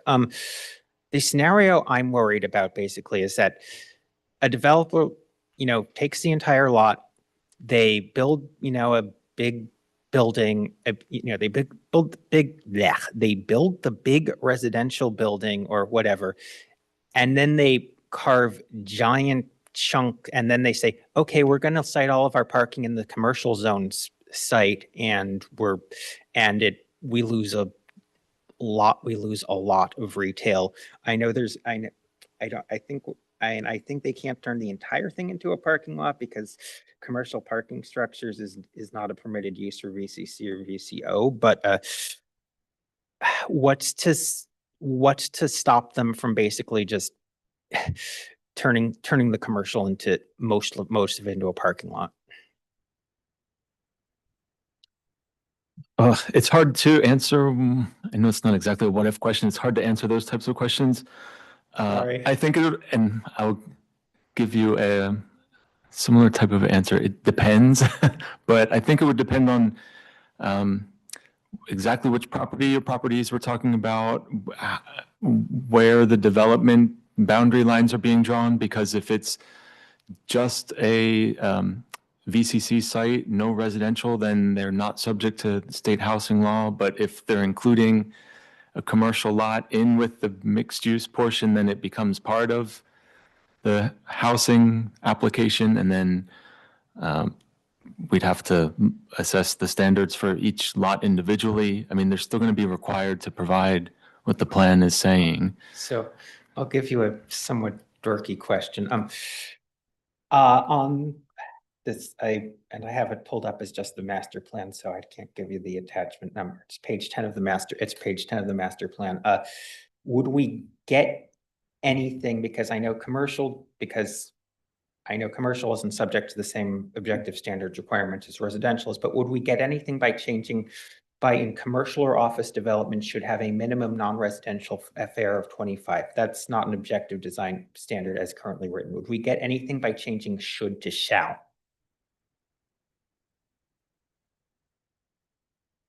Well, we have that requirement later in the plan, in the development standards. Can you give me in chapter 4? I did a control F and I didn't see it. Can you give me a page number on that? I'll get you the page, and as soon as I scroll there. I have all of it open. Yeah, page 30 of the master plan. Okay, yeah, I see. Table Yeah, 4 or I see 5. it. The minimum required non-residential. Yeah, I see it. Yeah, no, that's good. I withdraw my concern there. I think state housing laws just train me every time I see should to kind of twitch.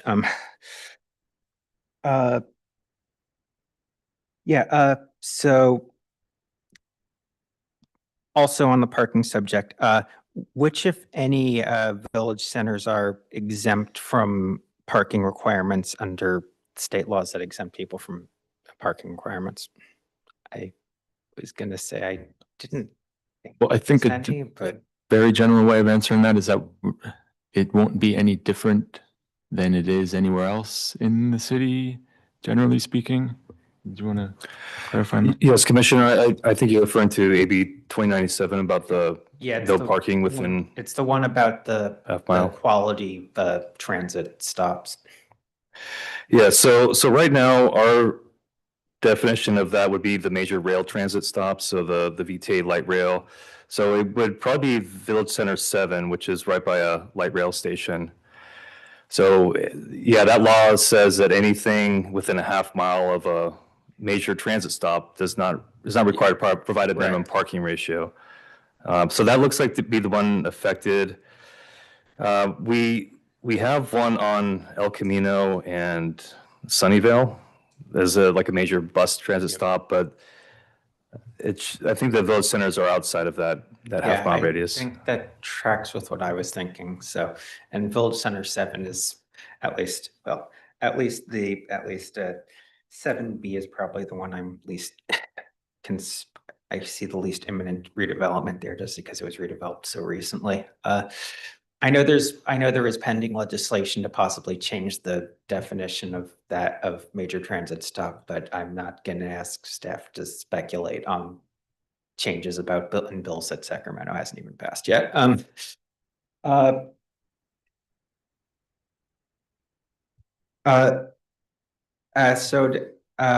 question. So my last question was about the step back requirements.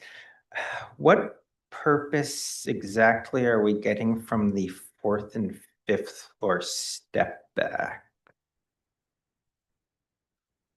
Well, I think it'll be limited cases when we'll see that come into play, mainly on the commercial only sites or the mixed use sites with the lower end of the densities.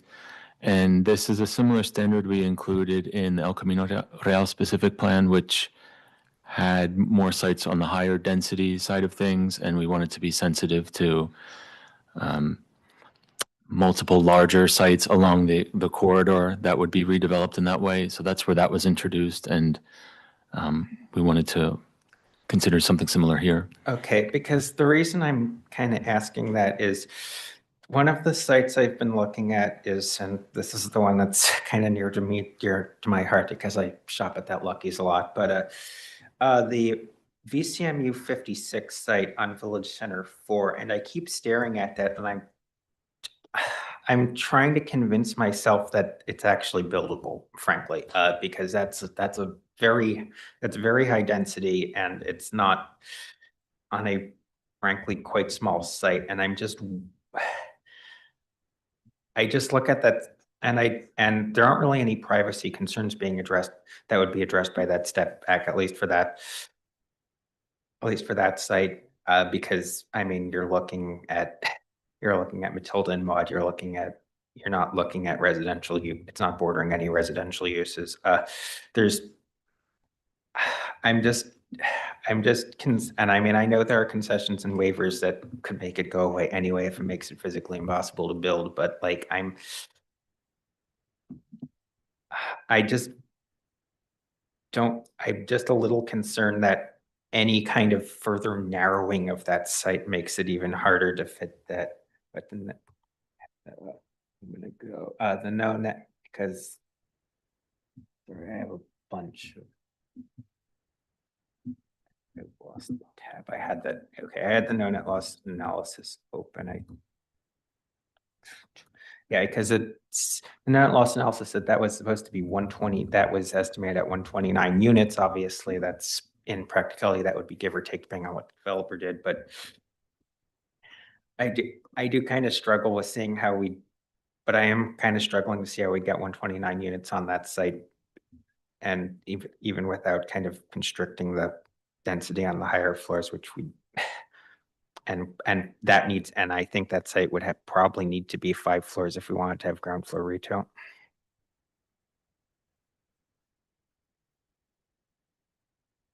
I'm not sure I had a question mark at the end of that, but does staff have any comment on like the viability or form factor of what could be required to fit 129 units on that site? Well, you might get a different answer from a developer in terms of what's buildable on any of these sites, I think, maybe, or ideal on any of those sites. I think we've got some of the renderings and the last chapter of the plan that show, Which I did appreciate. what could be potentially, what could fit into the zoning standards. And generally, all the numbers and residential densities check out. But that might be assuming a narrow, limited options of building types. So I would think if you have a recommendation for any specific standard that you would want to see, revised, removed, or reassessed, I would think that could be part of your motion. Yep. That is, yep. Yeah, and I will say that I did do some Googling around of 56 unit per acre sites. I wasn't able to figure out a way to constrain my search to anything acreage. Most of what I saw was, 4 or 5 stories and didn't necessarily have a mixed use component, which would be, nice to have. So I'll just throw that one out there. And I'll also just, as a reminder to the public, height limits are also something that are subject to density bonus waivers. So that's something else that we also have to consider. So I will turn my mic off for now. But again, thank you very much for preparing all of this. Thank you, Commissioner Pine. Seeing no other commissioner hands, at this point, I will go ahead and open the public forum.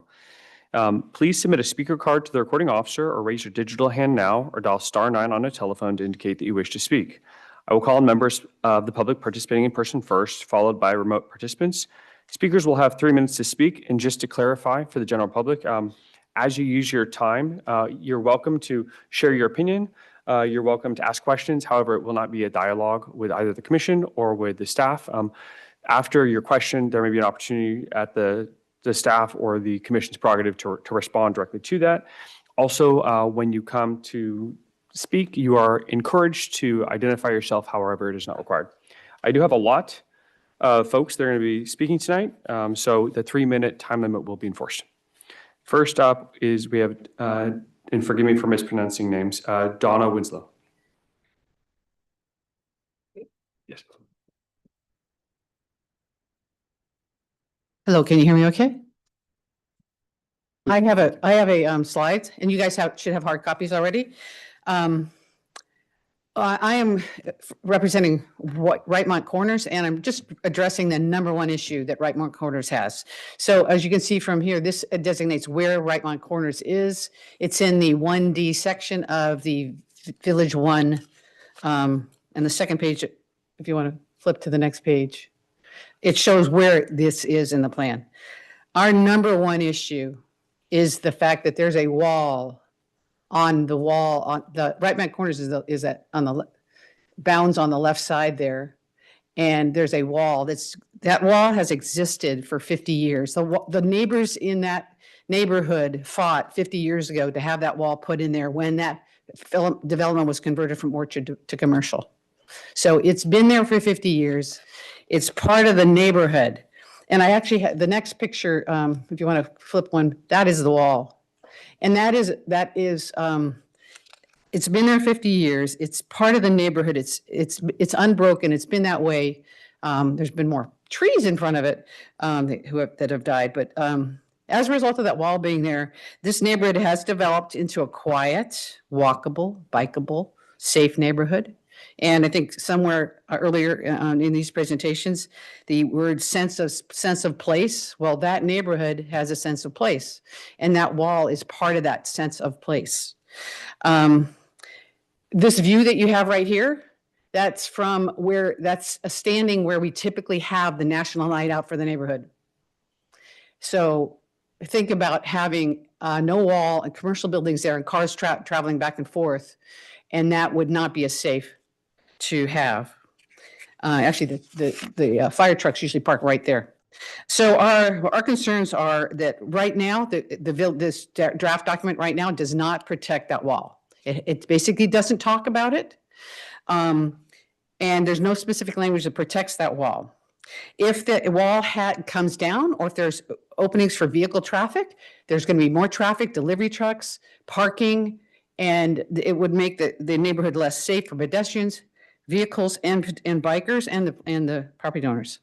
Even if there was openings for pedestrians, it would cause problems because the pedestrians would most likely exit, and the residents from the mixed-use area would likely go through the wall and park along that street, and again, make it less walkable, safe, and good for biking. It would affect the neighborhood. Even for the neighbors on the other side, it's safer from a concern about safety. Okay, so my recommendations, I only have 1 second, is to put language in that protects that wall. Thank you. And I'll give the next 2 speakers so that you'll know you're on deck. Next, we have Deanna Gonzalez, followed by Donna, I believe, Escridu.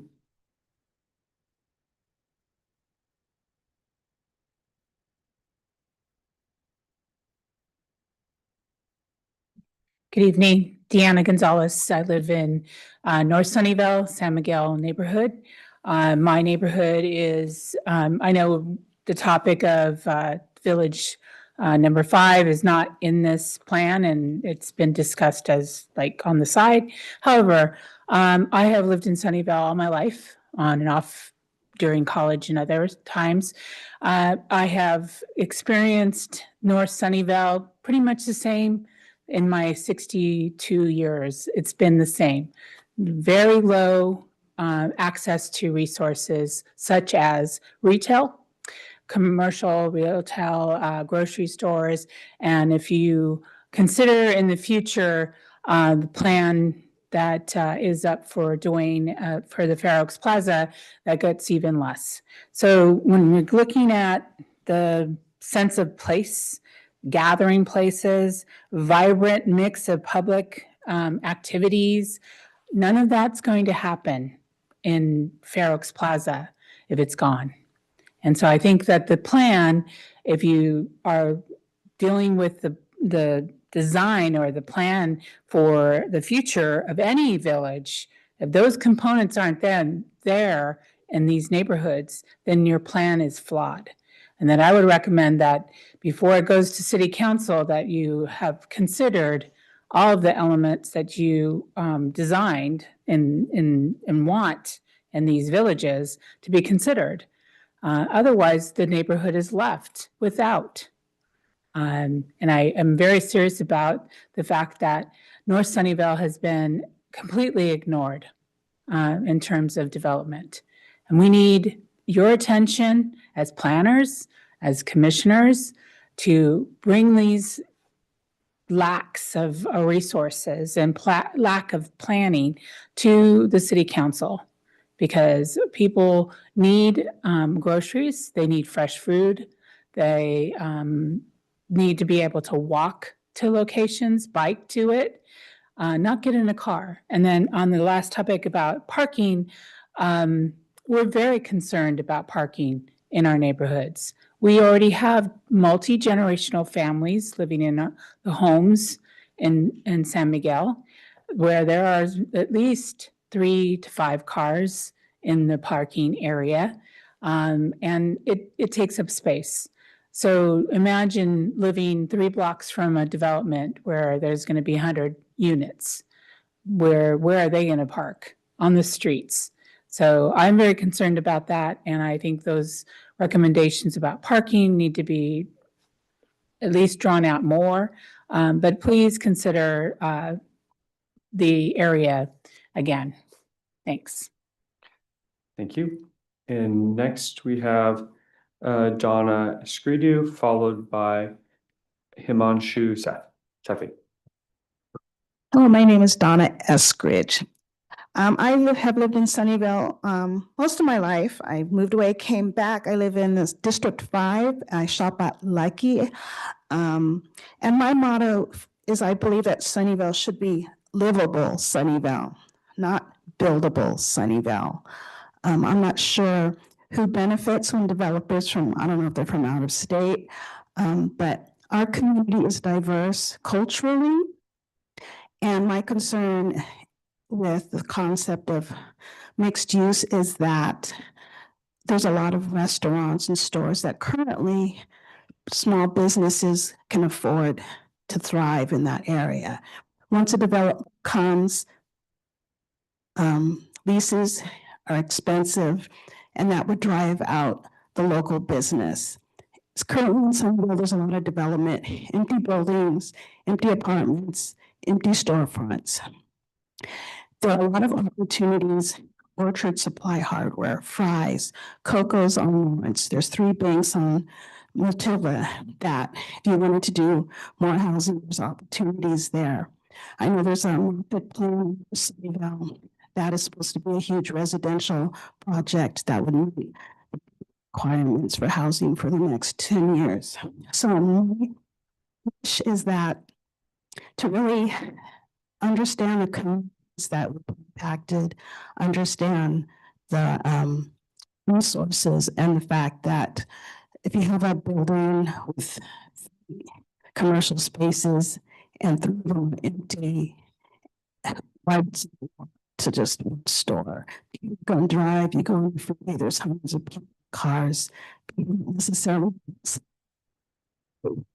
out of town, come into Sunnyvale, go by Lucky's, go by Whole Foods, go by Sprouts, park in the parking lot.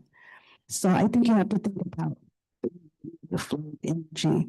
And my other thought is from now, some of these developments do go through.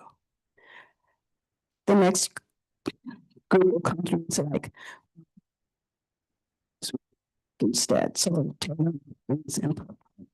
just think about the decisions you make today because it impacts our futures and the futures to come.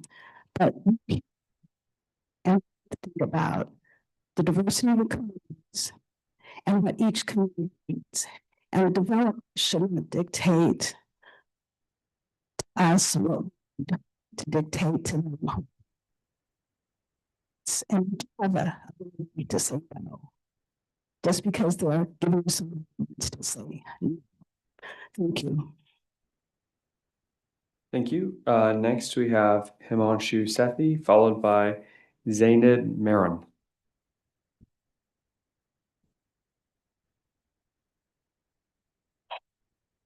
Good evening, commissioners. Thank you for taking my public comment. My name is Himanshu Sethi, and I live in the San Miguel neighborhood in North Sunnyvale, and I'm here representing myself. I'm here to ask you to reject the Village Center Master Plan as it applies to VC5, the Fair Oaks Plaza site, and to protect the vital retail that this community depends on, in addition to also rejecting the current housing-only developer application. Fair Oaks Plaza is a high-traffic community serving center that provides daily access to groceries, dental care, restaurants, barbershops, and cultural markets. Businesses here receive between 100 and 800 customers a day, with around 2,000 total daily visits. This is a thriving plaza, not underused land. It plays a critical role in everyday life. In San Miguel, about 70% of households earn under $110,000. This is well below the city median of $164,000. A quarter of local residents are seniors. Many rely on walking or transit to access basic needs. For them, this plaza is not optional, it is essential. That is why over 1,300 residents have signed a petition calling on the city to preserve the space. More than 1,500 new housing units have already been added within a half mile of the plaza over the last decade. This is more than the 900 units outlined in the VCMP recently. The population has grown, but the services have not. What we need now is support for existing residents, not the removal of the places that they depend on. We are open to mixed-use development, but only if it protects vital retail, right? Especially a grocery store and other essential services. If the site is developed without those, it will create a food desert that would increase car dependency, pollution, inequity, and would directly undermine the city's goal for walkability and sustainability. So this site is currently zoned for commercial, as Mike pointed out. The city is not obligated to approve a housing-only project. If more housing is needed, the city should first evaluate underused industrial parcels, but only after environmental review of nearby sites as well, and a clear understanding of community needs. Even SB 330 calls for preserving neighborhood serving retail and preventing displacement. Fair Oaks Plaza deserves that protection. Please reject the VC5 plan as it's currently written and the developer application, and protect vital retail in Fair Oaks Plaza and preserve what this community truly needs. Thank you so much for your time and attention. Thank you very much. Next, we have Zainab Marin, followed by Chuck Fraley. Good evening, everyone. My name is Zainab Maiman, and I'm here as a community member and even an advocate for the small businesses at Fair Oaks Plaza. This plaza has served our Sunnyvale community for years. It provides halal groceries, fresh produce, accessible dental care, barber salons, restaurants, and even youth programs. These aren't luxuries, they're essential services that many residents rely on daily. Seniors, working families, and people without reliable transportation use this plaza because it's local, it's affordable, and even walkable. But now it's being considered for demolition to be replaced by 105 townhomes priced at around $1.5 million.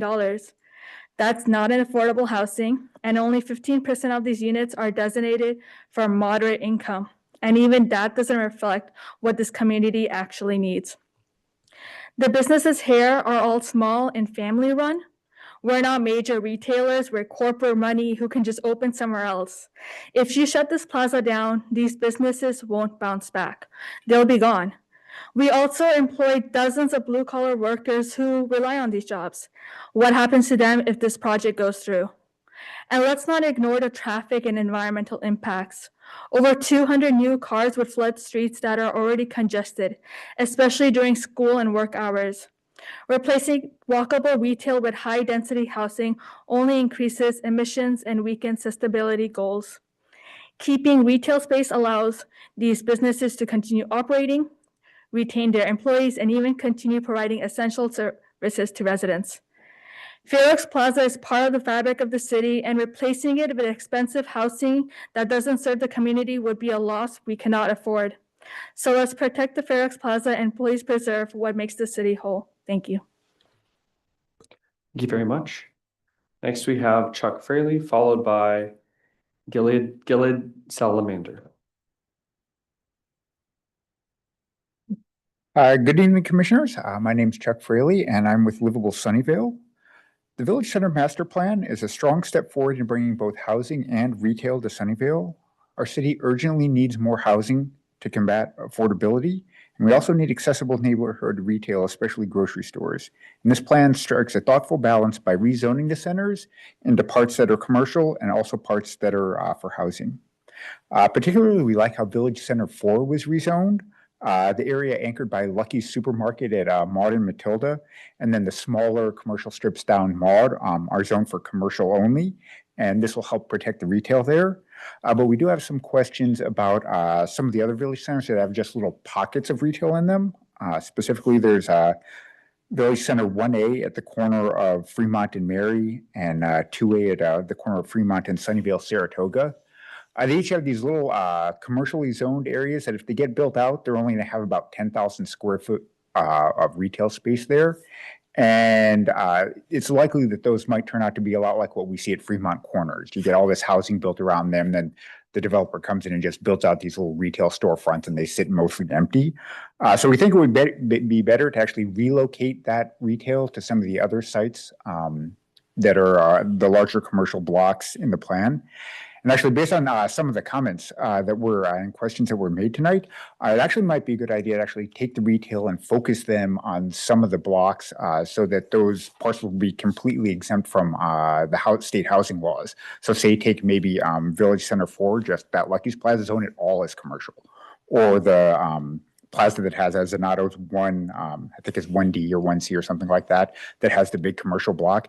Maybe actually just zone those as all commercial and just exempt them from the housing law, but then take the housing that would be there and it'd have to get distributed among the remaining sites where these little pockets of retail are.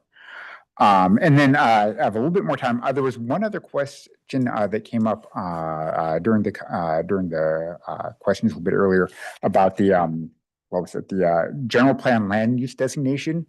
There was a question that the sites are currently zoned for commercial right now, but we're getting retail because the general plan land use designation says that someday they may convert to retail, and so retail is a possible use there. I was curious, actually, is that something in the general plan that's specific to the Village Center master plan?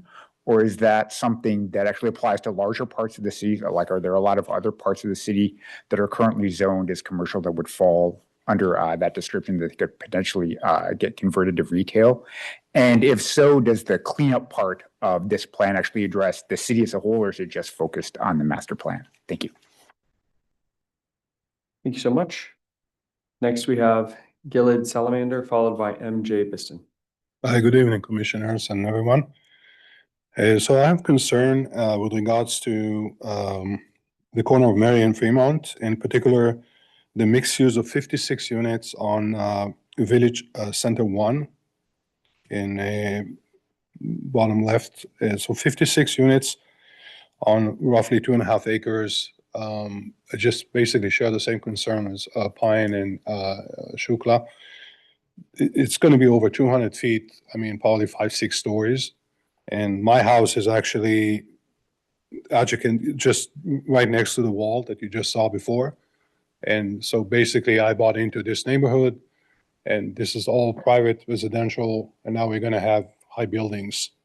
We're also going to lose the commercial we can't have, or the services that we all need and rely on, essentially, if we build massive 56 units per acre. So it's going to be probably 150 units in that particular small area.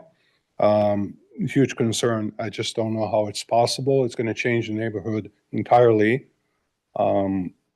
There's no high building in the area at all. So this is completely changed. I just don't understand how we can even consider something like that. And so it's a huge concern of mine. Thank you very much. Thank you very much. Next, we have MJ Biston, followed by Joseph Salomo.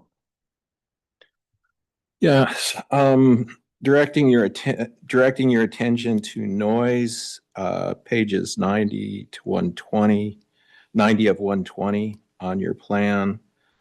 I did not see anything in there about times that this noise of 70 decibels could occur, whether it could occur for this construction on Monday through Friday, whether it can occur at 6 o'clock in the morning or anything like that. Notwithstanding the current Sunnyvale codes, which I do believe, especially as to leaf blowers, prohibit things before 8 o'clock, I think it would be useful to consider adding that to your plan. As to transportation, which is page 101 plus, I guess it's sections 319. I haven't seen a baseline of what transportation is, so that if the people surrounding these areas, enjoyment of their property is significantly impacted, how they can assess their remedy. So it seems to me it would be useful and good public policy to find a baseline before we started any of that. Regarding the Bremerton address, I was looking at your pictures, and it looked like the Bremerton address could be annexed onto the VCC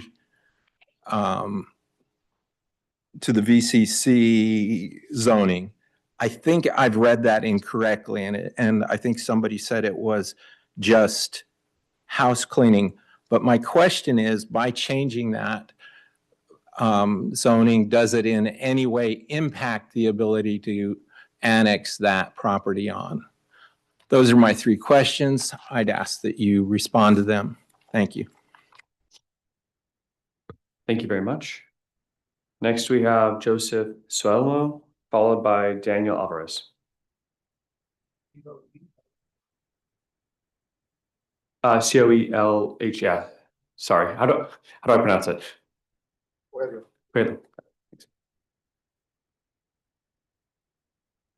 Hi, I'm Joseph Coelho. I live in San Miguel neighborhood, and I'd like to thank our commissioners first and foremost for looking out for residents' needs. I'm very impressed with the questions that you brought, and I appreciate it. I hate to say I'm a little less impressed with city staff at this point, because I feel like you are literally giving away the store. I was going to speak to Fair Oaks Plaza specifically, but I realize that's been removed from the plan. I am going to implore our commissioners to not adopt this plan or recommend it to council, because I believe that the one thing the city still has control over is zoning. And as soon as you designate any of these sites for housing or mixed use, the developers are going to want to take it all. The elephant in the room here is that developers' goal is to squeeze as much profit as possible from every square inch of property, period. They want housing. They do not want retail. They do not want services for our community. They have no interest in that. We've seen this over and over again. The mixed use that we do have, the retail sits empty because they won't lower the prices for lease to true market rates. They're not interested in it. I have to say, I am publicly employed myself through a public entity. I realize that litigation avoidance is a huge issue for public entity. I have read through multiple legal analysis of SB 330 and practical analysis of it. Honestly, most of it from housing advocates. And the one thing I can say is that SB 330 does not remove zoning power from cities. It does prevent cities from imposing density limitations on sites zoned for housing.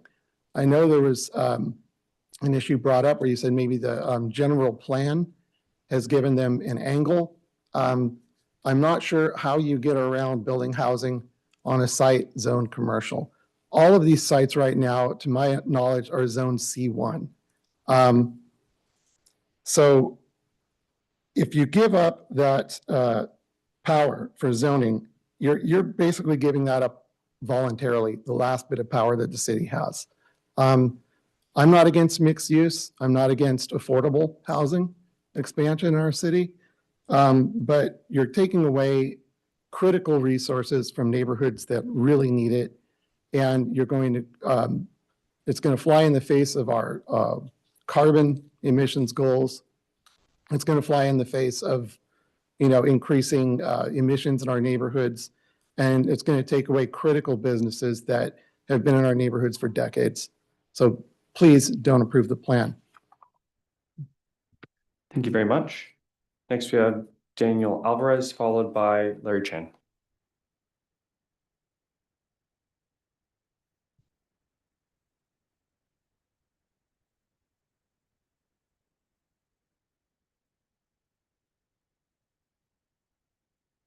Good evening. My name is Daniel Alvarez, and I'm a representative with the NorCal Carpenters Union.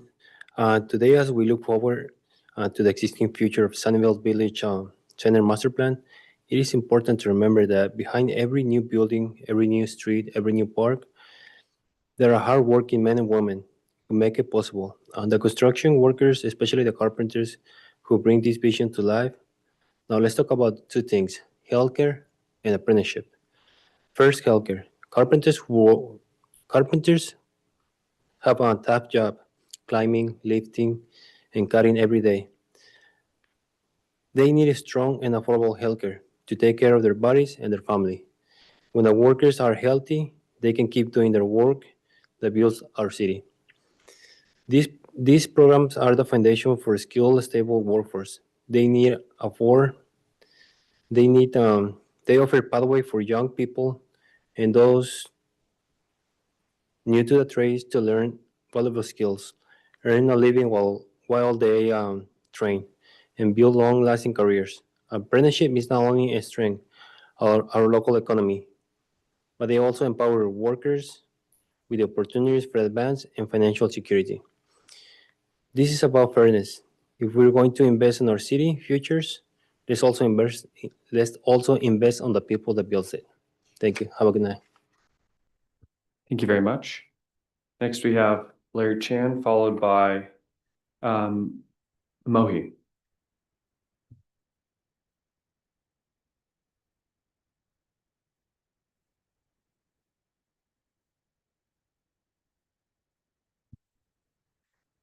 Good evening, commissioners. Thanks very much for your time and for looking out for the residents. My name is Larry Chan. I live in Sunnyvale, and I'd just like to also address the loss of commercial services and the zoning question. Something that confuses me when I listen to the plan and the intentions of the plan is that it seems that there's a wide agreement that the loss of commercial services and critical services, especially grocery stores, is a problem. But it doesn't look like this plan really addresses this in a way that will really protect communities from losing these services. I understand that village centers 5 and 6, for example, already have proposals underway, but the way that the plan addresses things now does not adequately protect the services should the master plan come into play. I have one example that I know well, but I don't want to restrict it to one specific village center. I'm really talking about loss of services across Sunnyvale, especially North Sunnyvale. So on May 12th, the Planning Commission actually posed a question about the change of zoning from C1 and asked why there was loss of services as a result of the change in zoning.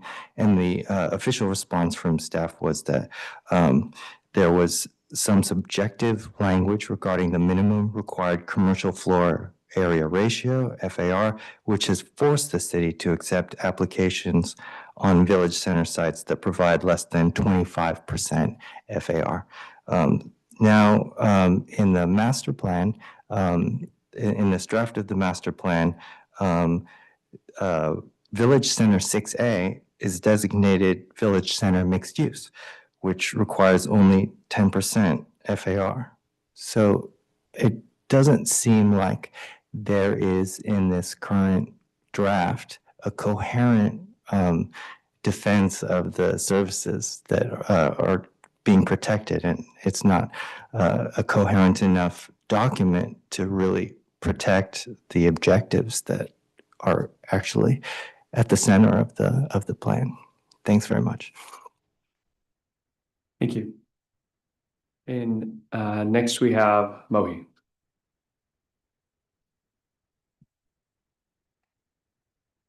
Good evening, everyone. Thank you very much for giving this opportunity to me. Excuse me. I would like to request Planning Commission to not to approve this master plan without adding sufficient additions of protecting the community. I have been living in Sunnyvale, North Sunnyvale for 27 years. I live in North Sunnyvale near Fair Oaks Plaza. And when I heard that they are going to build more than 100 condominiums or townhomes, one concern right now we are having already, after adding bike lanes on Duane, we have only one lane to go and one lane to come back from Lawrence to Fair Oaks. Before we used to have 2 lanes on each side. And I know it's part of the city planning that to add bike lanes, which I completely understand.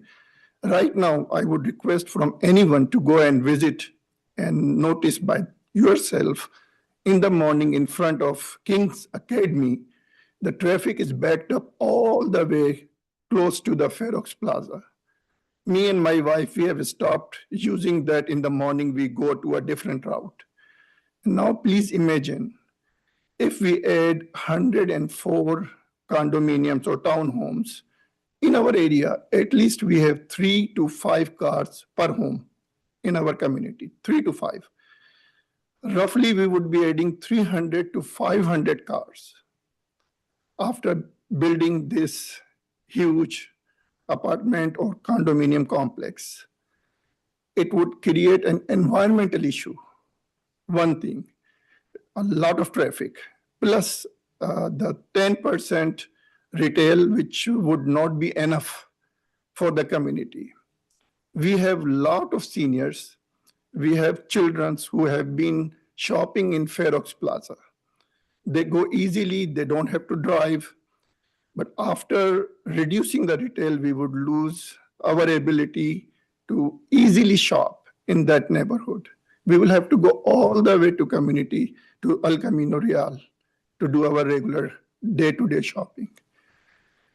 The other important thing is when I don't know how much parking would be there for this huge building. The parking in the neighborhood would be a very huge environmental issue, because I can see right now the new condominiums which have been built close to the new condominiums which have been built. It's very hard to find parking in that neighborhood. Yes, sir. Thank you. Your time You're is welcome. expired. Thank you very much. That is the last card I have for this topic. Before we move to online participants, does anyone else want to speak on this matter? Question. Please. And just to be clear, you'll be able to present your question. Please, go ahead. But we won't necessarily address it right now, but you're sharing the question with us. Oh yeah, just a quick question. I'm from the Lakewood area.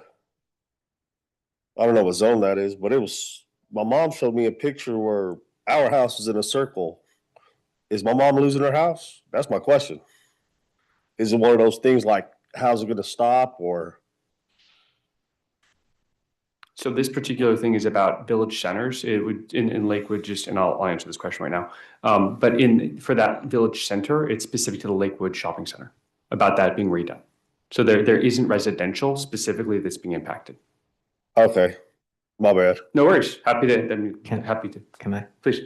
Yeah, just as a note, what I'm reminded of, what you might be thinking of, is that there are public noticing maps that are sent out that have like big circles or ovals around the sites that are that are being planned for redevelopment, that are, well, being potentially rezoned tonight, considered for rezoning in this project. So if you were in one of those like big circle areas, that means you got a notice, but it wouldn't mean your property was actually getting rezoned. Thank you for adding that clarification, Commissioner Pine. Now we will move to remote speakers. Remote speakers are warned to limit their comments to the agenda item being considered. Speakers are ruled out of order will not be given, speakers who are ruled out of order will not be given another chance to speak on the item. Again, this item is 25-0685. Recording officer, do we have remote participants wishing to speak on this item? Yes, we do, Chair. I'll go ahead and allow Manuel Salazar the floor to speak first. Hi, good evening, members of the Sunnyvale Planning Commission. My name is Manuel Salazar, and I'm going to be speaking today on behalf of SK at Home. So first, thank you to staff for your work on the Village Center Master Plan and for your efforts thoughtfully balancing the needs for more housing with preserving neighborhoods serving commercial and responding to community input. There are a lot of strong elements that we wanted to highlight as part of this proposal, that being the creation of new zoning districts, VCMU, VCC, VCO, with clear development expectations.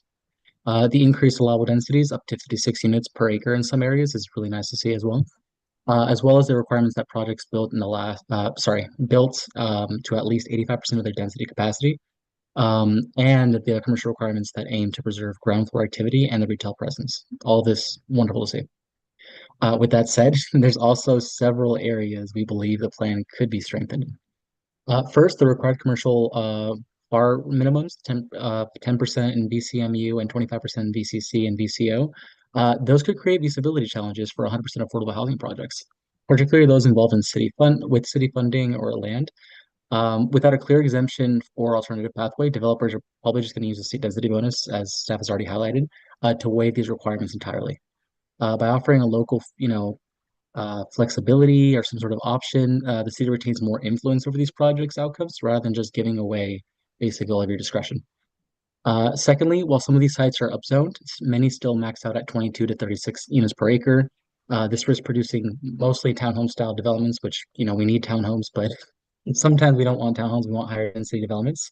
And missing the opportunity for more impactful mixed income or mid-density housing types. There are no incentives in place to go higher or deeper on affordability. Third, the plan acknowledges the importance of preserving neighborhoods serving businesses.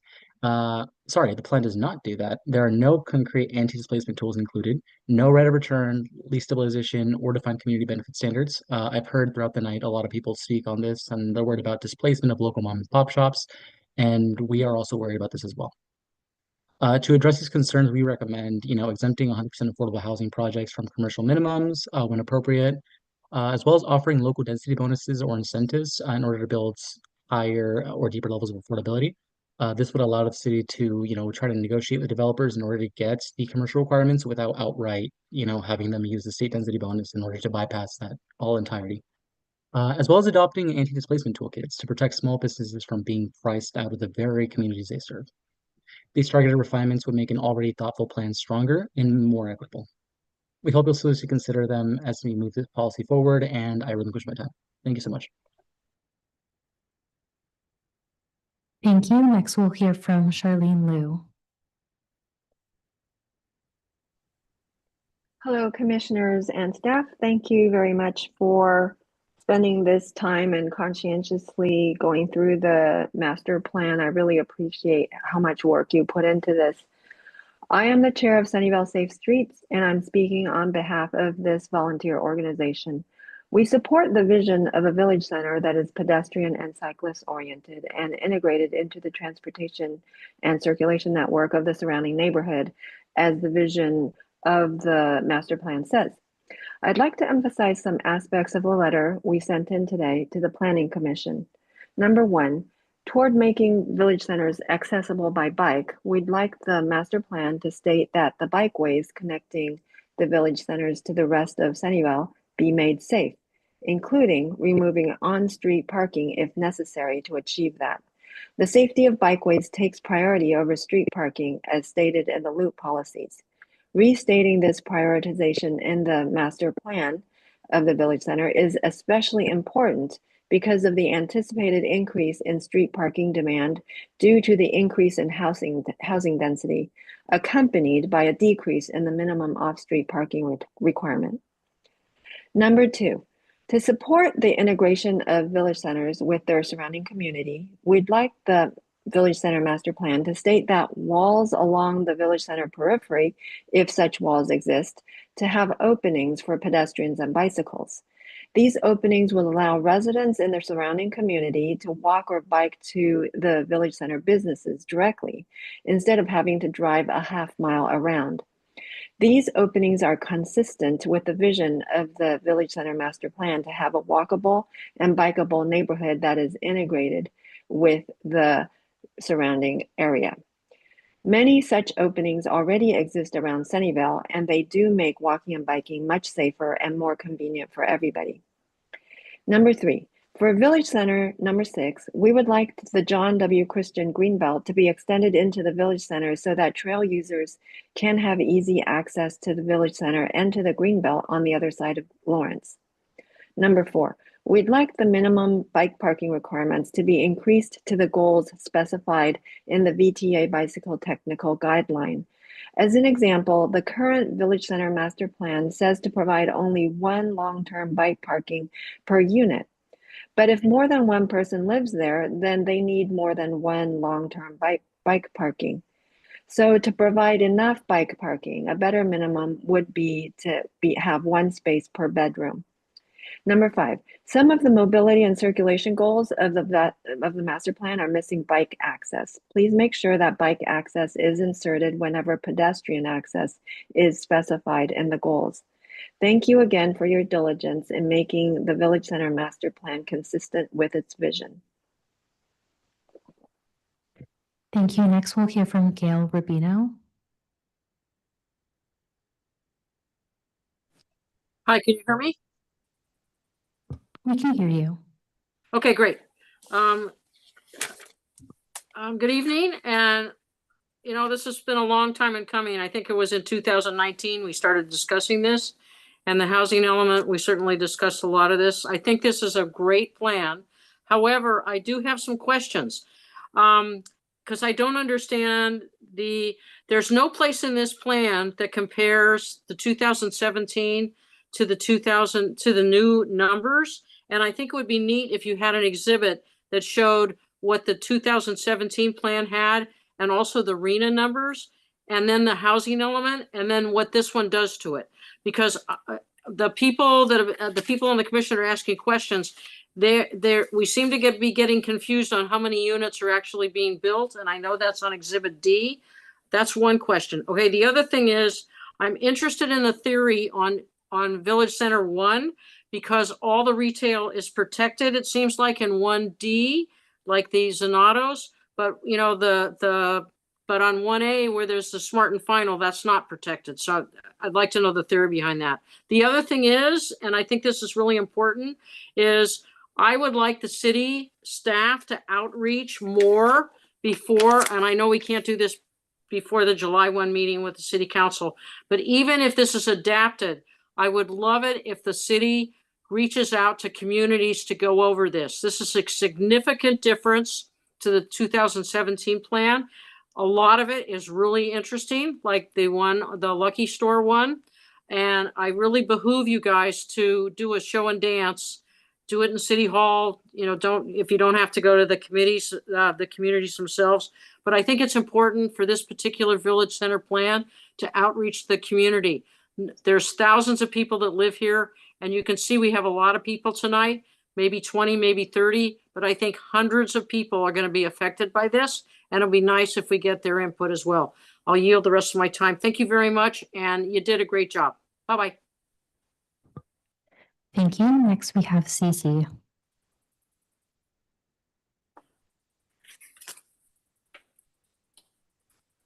Hi, this is Cecilia Morrison. I'm lucky enough to live in a 2-story condominium along the Sunnyvale East Canal on Old San Francisco Road. So my questions are in District 3.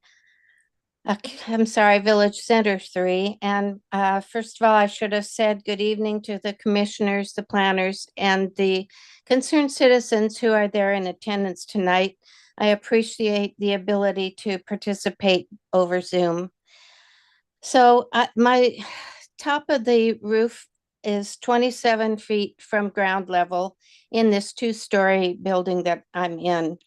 My question is, since we're near the commercially zoned village center, how high can they go? Is it going to be maximum building height as shown in your presentation of 4 stories, 50 feet, 5 stories, 65 feet?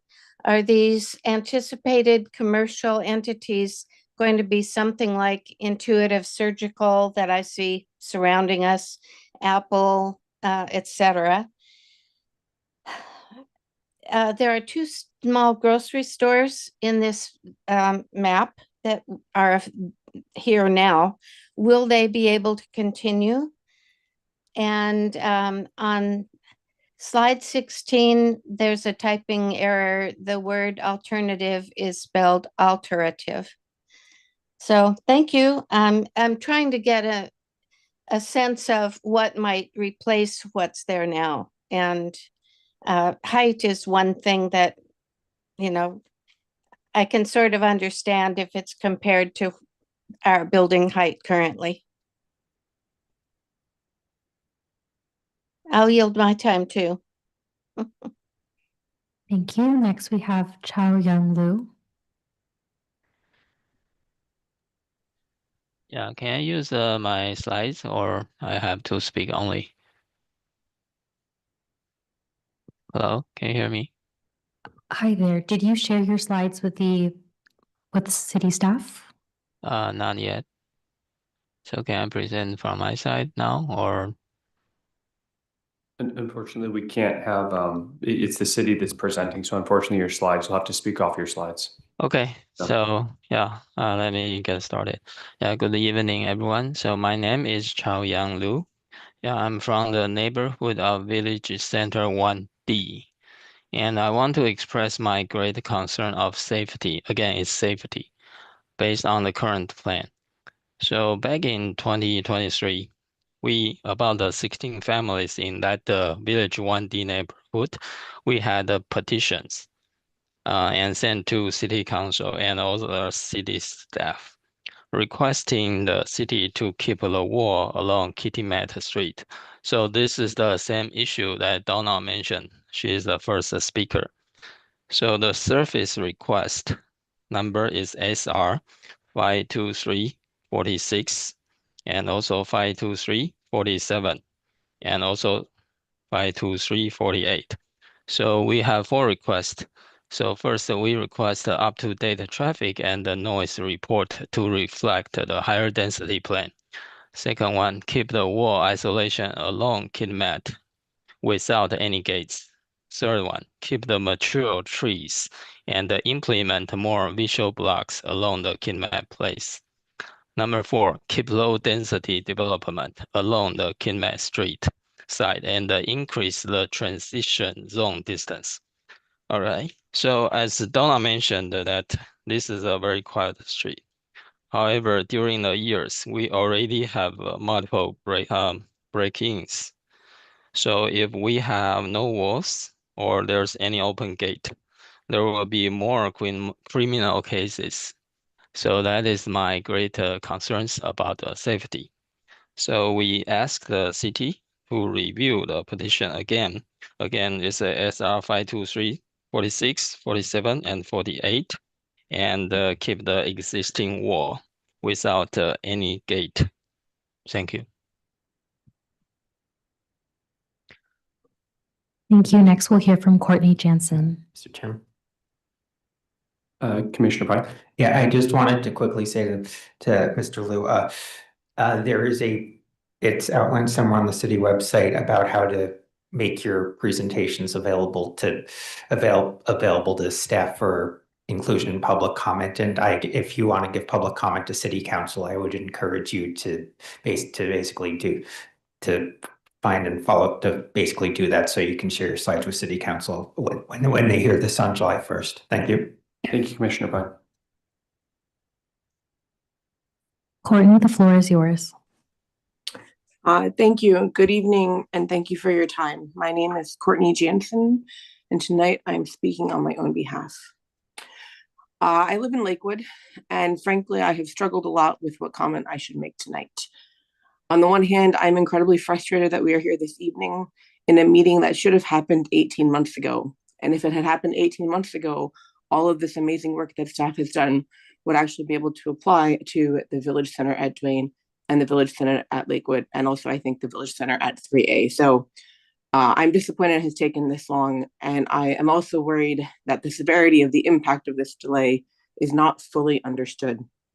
Instead of having vibrant, truly mixed-use retail and high-density apartment and condo communities in these areas, we are stuck with 100 townhouses at each site, probably at $1.5 to $2 million, which many of our residents could not afford if they wanted to, and it's very disappointing.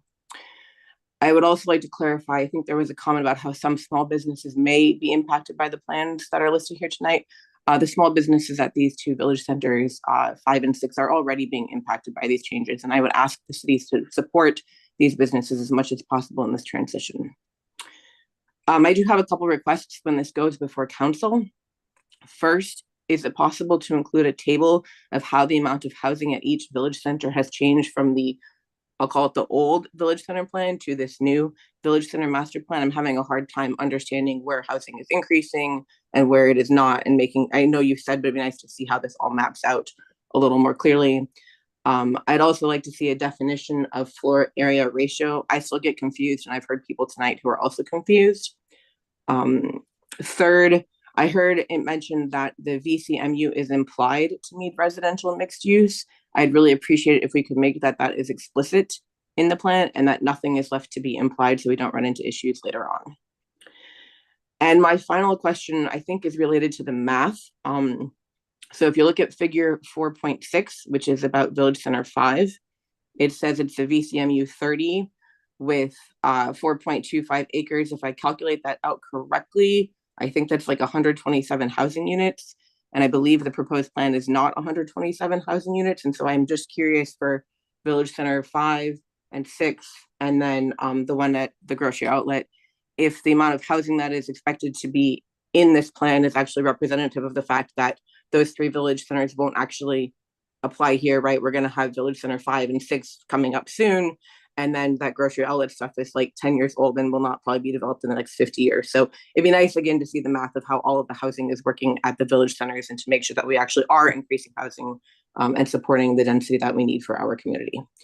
Thank you for your time and for listening. Thank you. Next, we'll hear from Jasmine.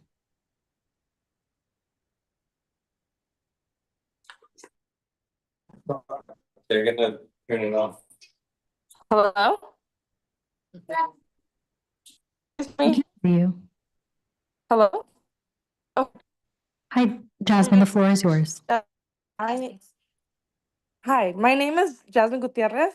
I am the daughter my father is the owner of Speedy's Tacos and Tia Juana. Tia Juana's been open for 30 plus years, and Speedy's Tacos has now been open for 10 years. I understand that. I don't know. I'm actually not understanding how we're not in the plan, but we are in the plan or something. I'm not sure, but we just have some questions because you talked about moving our location, but we don't know exactly how you're gonna move us. Like, how are we gonna be able to afford it? Yeah, we don't have any of these questions answered, and we don't know what's gonna happen to us if these locations get shut down, and how are our customers gonna be able to find us? And it's just, there's a lot of unanswered things you guys to accept this plan, because we don't mind growing, but unfortunately, if you guys do move us, how is this, like, our clients just, some are wheelchairs and they're able to walk. You guys are talking about people being able to walk around and find our restaurants, but they are able to do that already. So I don't understand why this, but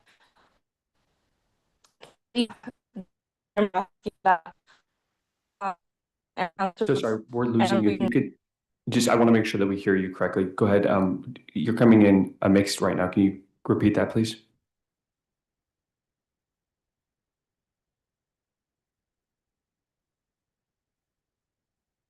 We lost you at the point when you were talking about your clients in wheelchairs. Okay.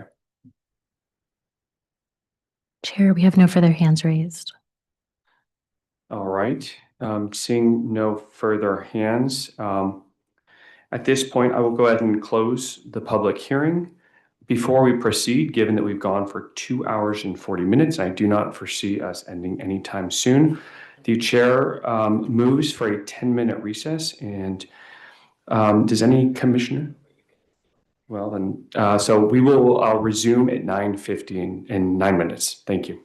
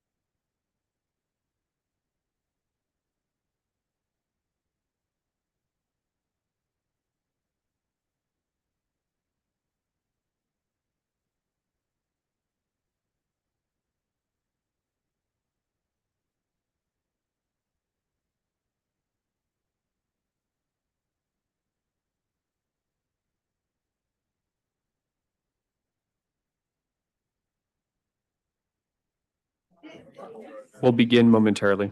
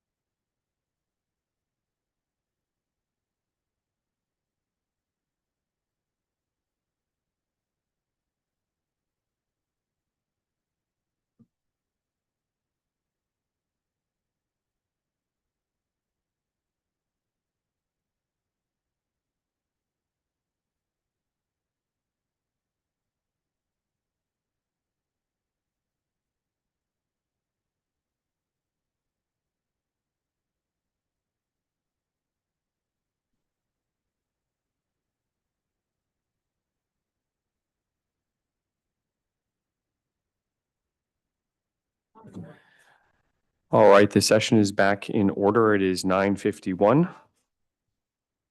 And so we did close the public hearing, and now there's an opportunity for city staff. If there are any questions you would like to address, please take this moment.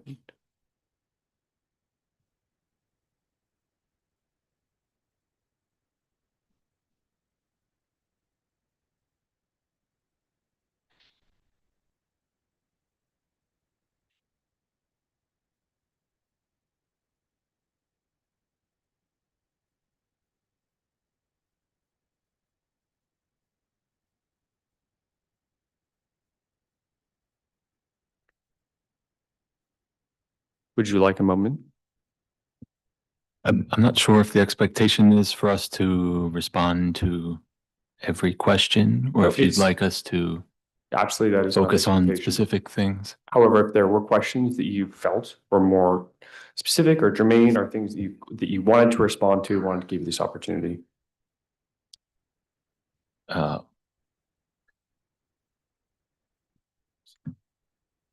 Yeah, well, I mean, it got a lot of reactions here. I thought maybe it makes sense to reiterate that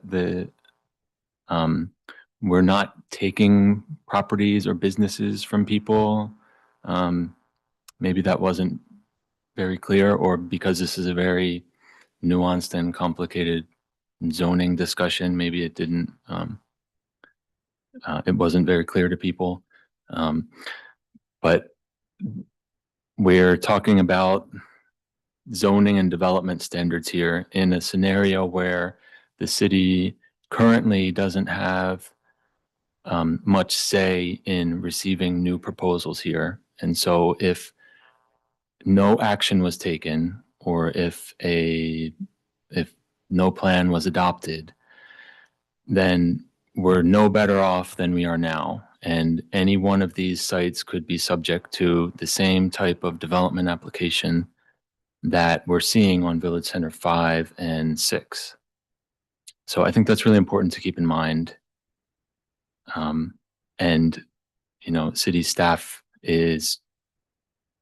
has prepared a plan that is our best attempt at taking into all of these concerns and questions into consideration, which are good questions. And I think all the questions deserve a response. I don't know how you'd like to handle all of that. Okay, good. Well, question for you regarding what you just mentioned about no action is an action and effectively doesn't put us in a better position. Could you speak to, so with what's happening with proposed for Village Center 6 with Lakewood, what would happen if that application was rejected?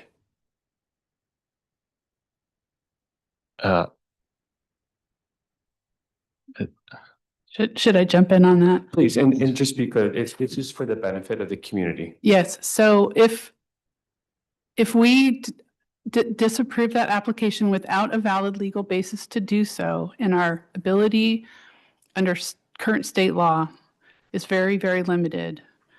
And if we could be sued, and if we were found to have violated the state law, we could be subject to having the court order us to approve the project and also potentially pay fines and attorney's fees to the other side. So we would end up getting the same project that was proposed, and it would cost a lot more money, and it would be a lot more problematic for other reasons. And it would not stop the project. Okay, so if I understand it correctly, what you're saying is, in your estimation, it would be a delay at best, would cost the city and the residents more. So this is the reason why the city is proposing this. Now, it's a means of fortifying some of the other village centers and preventing continuation, well, new situations like this where retail is lost at village centers. Chair, if I could just add another potential consequence, we also run the risk, if we are not compliant with the housing laws, that our housing element could be decertified by the state, and we could be subject to more of what are called builder's remedy projects, where we have zero control over what happens. And we definitely don't want that to happen. Thank you. And then before we move to the commissioners, given the context of what we just shared, is there anything else you wanted to, there were a litany of questions, but were there any that you else would feel are appropriate to respond to?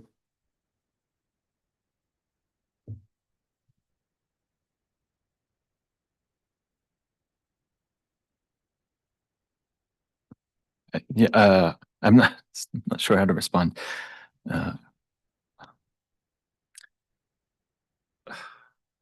I mean, would it be appropriate to say we could provide a response in writing after this hearing? I mean, I don't want people to leave feeling like their concerns being voiced weren't taken into consideration. There may be a need to revise some plan standards. Yeah, but it's a lot to respond to at once.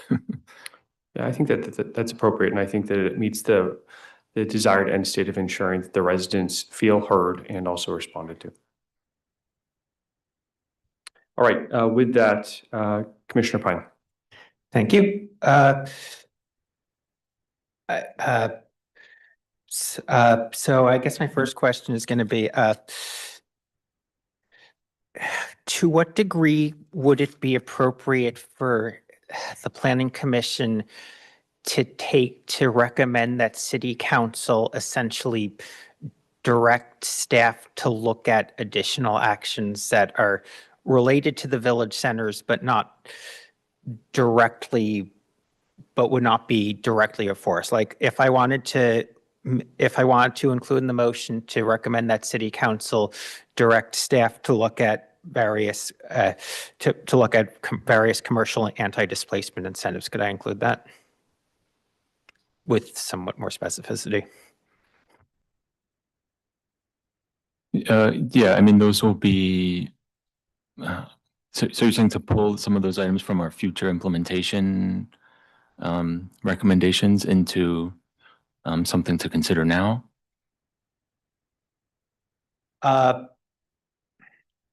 I'm just,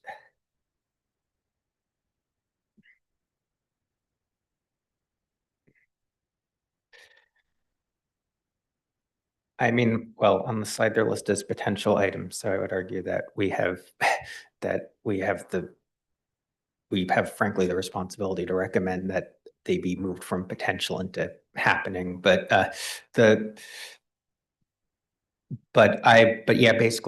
basically I know there have been in the past times council has had an item and, they've adopted, an alternative 1 or alternative 2, but then they've tacked on, and also we want staff to come back and look at X that might not be, something that could be sensible to do that night, but is something that they want staff to look at. And would that be within the right of the Planning Commission to recommend to council? I would say yes. I mean, I would think you could include it in one of the alternatives. I mean, if you're not comfortable with supporting or voting on recommending the plan as it stands, then you have some amendments to make to the motion. Okay, thank you. Next question. Going back to the use table, I was looking at the land use type. 1D duo housing is marked as not permitted in village and VCMU. And that struck out to me because basically every other residential use except for a mobile home park site is listed as permitted. Is there a reason that duo housing was specifically excluded? Yes, because that's intended for single family zoning districts, and this is more of, multifamily zoning. Okay, but single family dwelling is listed as a permitted use. So if somehow somebody got a single family dwelling here, I mean, Yes. Yeah, so that could be like that's more for like a mixed product type development, like maybe if you have a apartment building, you have some single family homes in the back. We had a recent example that was just that, where it was a mixed use building in the front of the lot, and then you had a few single family homes in the back.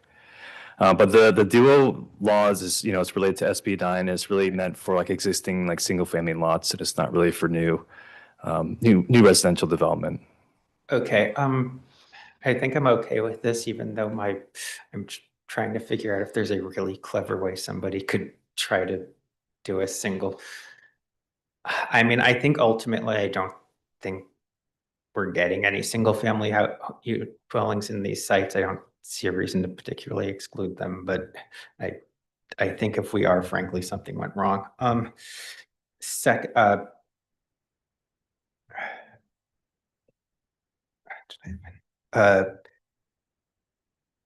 question.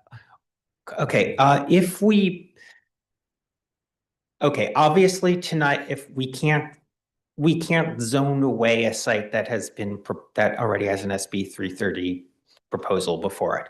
But let's say, and this isn't advocacy, I'm just using this as a hypothetical. Let's say we were to instead recommend, and then council were to adopt,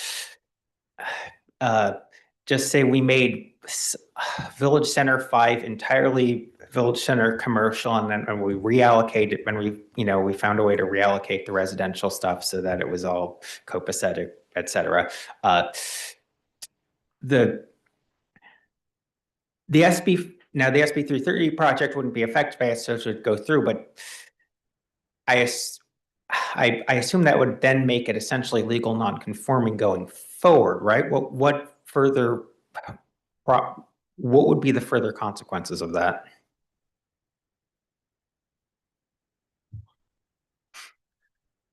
Sure, could you rephrase the question again, please? Okay, what are the consequences of a residential? I'll just break it down.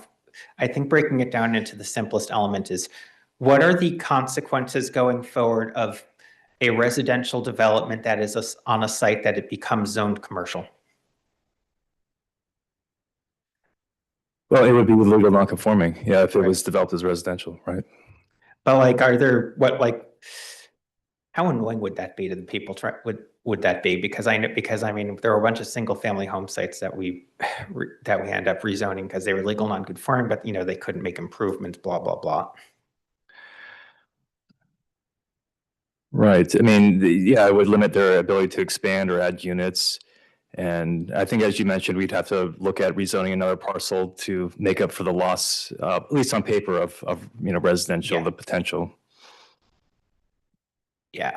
Obviously, these are all the questions I had for now. I might come back when we actually get into motion time, because some of the stuff I'm looking at is a little nitpicky. But one thing I would say just in response to public comment was that I noticed that there was a public commenter that mentioned that some of this was like R22, and it might be worth looking at upzoning it. But if I read it right, all of the 22 units per acre sites are basically the ones where the cat is already, where the horses have already escaped the barn. Like, those are already essentially zoned at 18. Those are essentially already developed at 18 units per acre. So we could upzone them on paper, but I don't think it would actually accomplish anything. Oh, thank you. Thank you, Commissioner Pine. Next, we have Commissioner Serrano. Thanks, Chair. So I have some questions.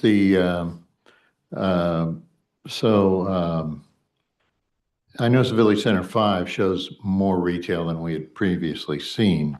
Now, I suppose you're going to say it doesn't make any difference what it shows because it's not affected anyway, but does that reflect anything in reality? Yeah, we had to, well, we started by trying to respect existing parcel boundaries when we drafted the proposed zoning boundaries. It wasn't always possible, but when we had shopping centers with multiple tax parcels or assessor parcels, we used that as one of the first kind of geographic limitations. Now, there were some questions about Village Center 1A. Now, in that case, that's mainly one large parcel. So we kind of had to go off script, so to speak, with a zoning boundary that doesn't follow parcel line.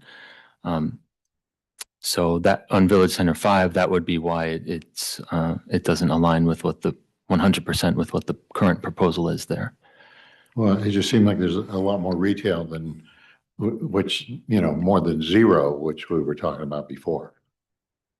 Yeah, one other thing to keep in mind also is that we have to honor the numbers in the housing element too. So like on any one of these Village Center neighborhoods, there's already an assumed residential capacity.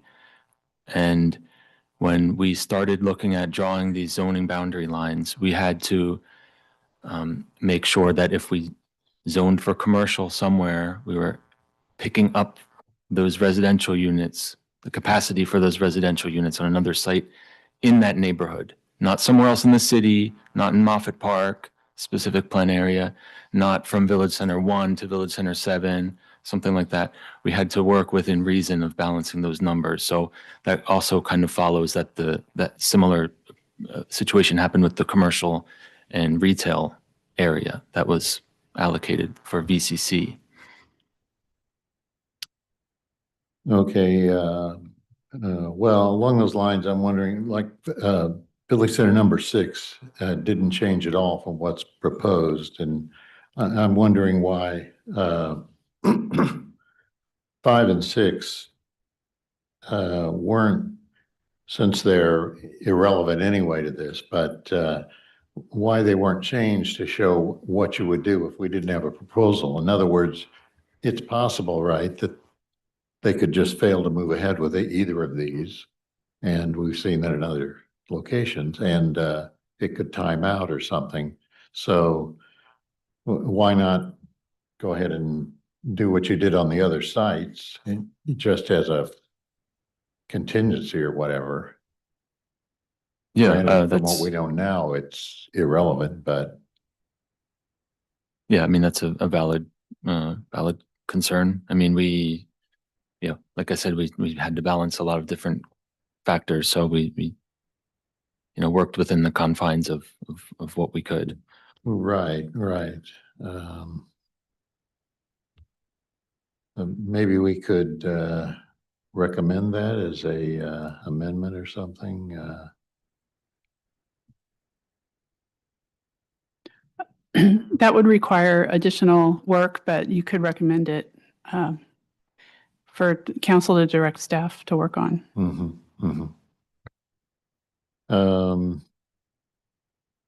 I'm also wondering if state law, it sounds like it overrides the general plan, lucid designation, and the zoning. Why are we making these changes? It doesn't seem like, is it just kind of cleaning up the paperwork to make it a little more compatible? But if we didn't do it at all, it would be the same effect, right?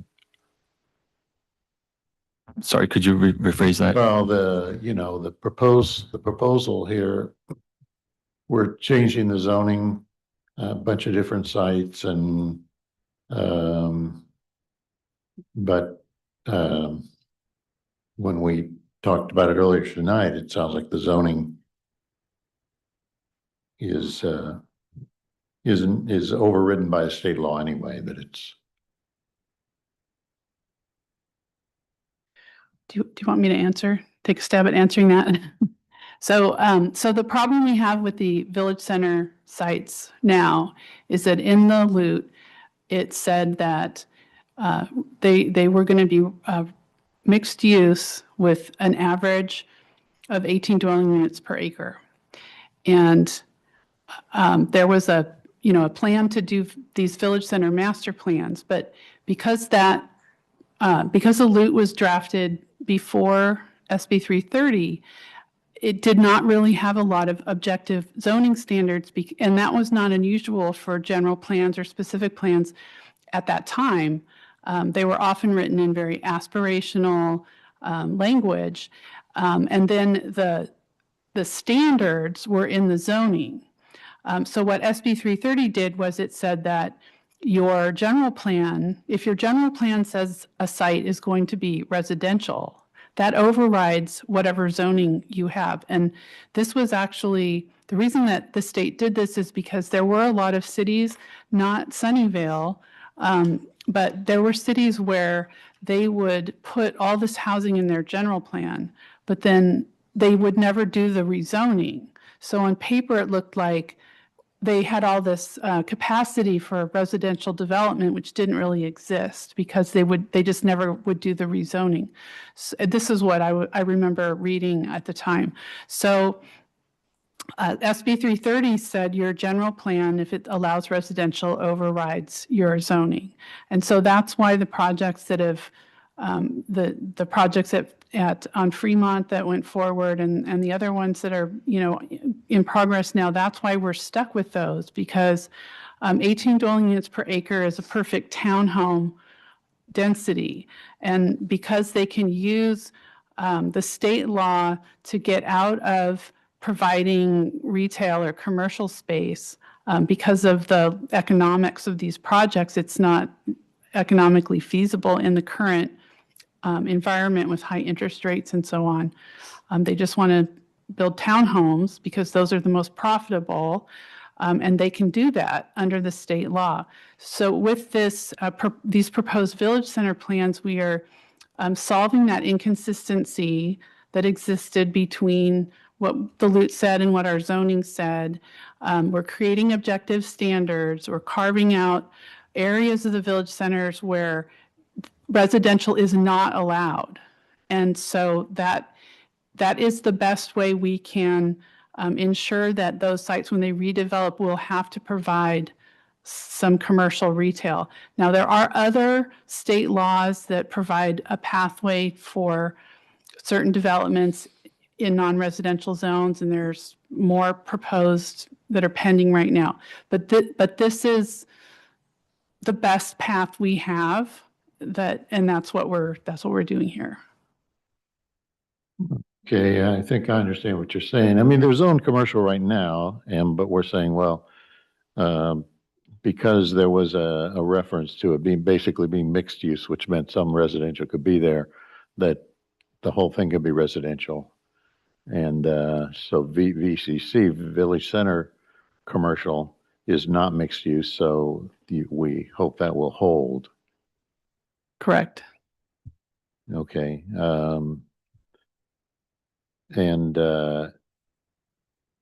I wanted to, there were some suggestions from members of the public that we should not approve this plan.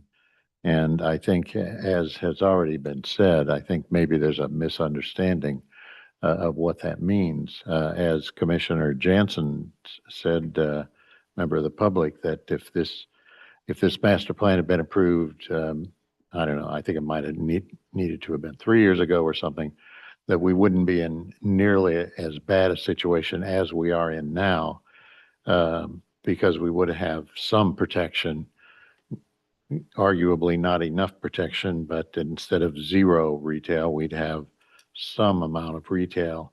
Right now, we have no protection, and until something's approved, we will have no protection. And even after it's approved, there's a window of time where we will continue to have no protection, correct? And that's the importance of the urgency ordinance.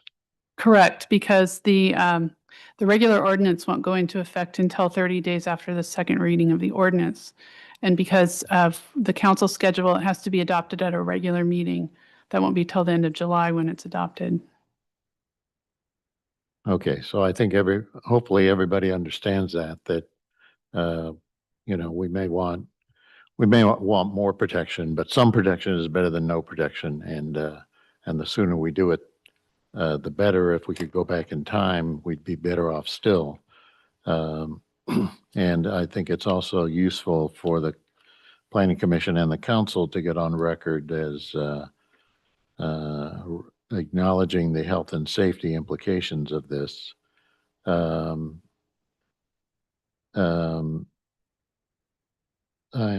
Final question.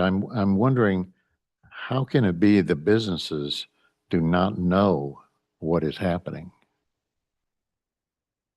I mean, they're clearly in the noticing circle, and how is that possible? I think there's a common misconception when rezoning happens, and I don't think that's unique to Sunnyvale. I think that's unique. That happens wherever there's zoning. People see a map that arrives in the mail, and there's technical jargon, zoning terms that are not used on a regular basis by most people, and that makes sense. And people see a map with the property on it, and in a lot of ways, it's a natural assumption to wonder what's going to happen to my property. So that's why I tried to make it clear at the beginning, what this meeting was not. Right. Well, I'm not talking about that. And I understand that misconception, but for Tijuana, I mean, it's not a subtle thing. It's not just being noticed right there on the chopping block. And how maybe we should reconsider how we're wording these notices or something. So it's just astonishing to me that the businesses there do not know that. Yeah, and it's also a matter with the property owner as well, just maybe not communicating it to the tenants.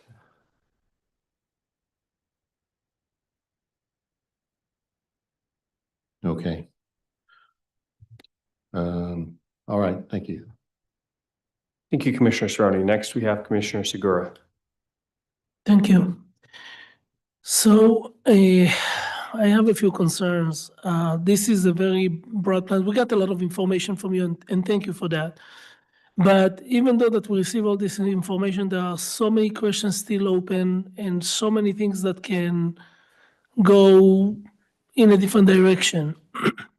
A few questions that I have is, what do we do, or what the city did or doing or will do to protect those little businesses?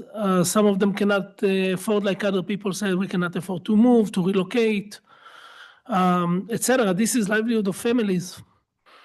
And there is nothing here mentioned that, okay, the city will, I don't know, for example, will make the developer subsidize some of the move or something like that to support those businesses to relocate. I own a business myself, and I know that if I have to move my business from one place to another, it's going to cost me $100,000 to $200,000. What's going to happen with those little people that working so hard? And what are we doing as the city to protect them? Yeah, I'll say the Economic Development Office in the Office of City Manager is looking into this. And I don't know, maybe we'll be able to speak some more about it at the City Council hearing. But it's, again, this is a zoning plan. So it's, what happens with zoning, it's not always aligned with where the market is. So it's, we can't build zoning that requires any specific business or type of business to remain on a site. That's why we build these objective standards in, because that's like the most tangible thing that a lot of cities have to hold on to when it comes to finding ways to preserve what's important to the community. It's zoning. The zoning here is commercial floor area ratio and things like the ground floor active use space, related or unrelated things like parking and where the residential will be. It's really make it difficult for me to feel comfortable to go and say, hey, that's a great plan. Another thing I'm concerned with, like some of the zoning, or we rezoned some area that now they become all of a sudden, and correct me if I'm wrong, from residential to a mixed use. What kind of guarantee those people that their area will be rezoned don't have any guarantee that developer will not come and buy the whole block and get them out of there in order to gain more area to build? The zoning plan can't guarantee what real estate transactions happen. Yeah. It's just beyond what this plan can do. There is any way that we can potentially make a suggestion to get more details to the questions before we vote, or? And I know that you guys meeting in July, which is very soon, but is there any possibility to send some requests for some answers? Well, I mean, yeah, staff can do our best to answer questions. We received this timing deadline by the city council to present the plan by no later than July 1st. We've been running to the finish line ever since we received news about that. I can tell you it's taken up just about 100% of my working hours since that day, shy of the last time I was here last month on the Village Center 6 project. So yeah, it's our priority too.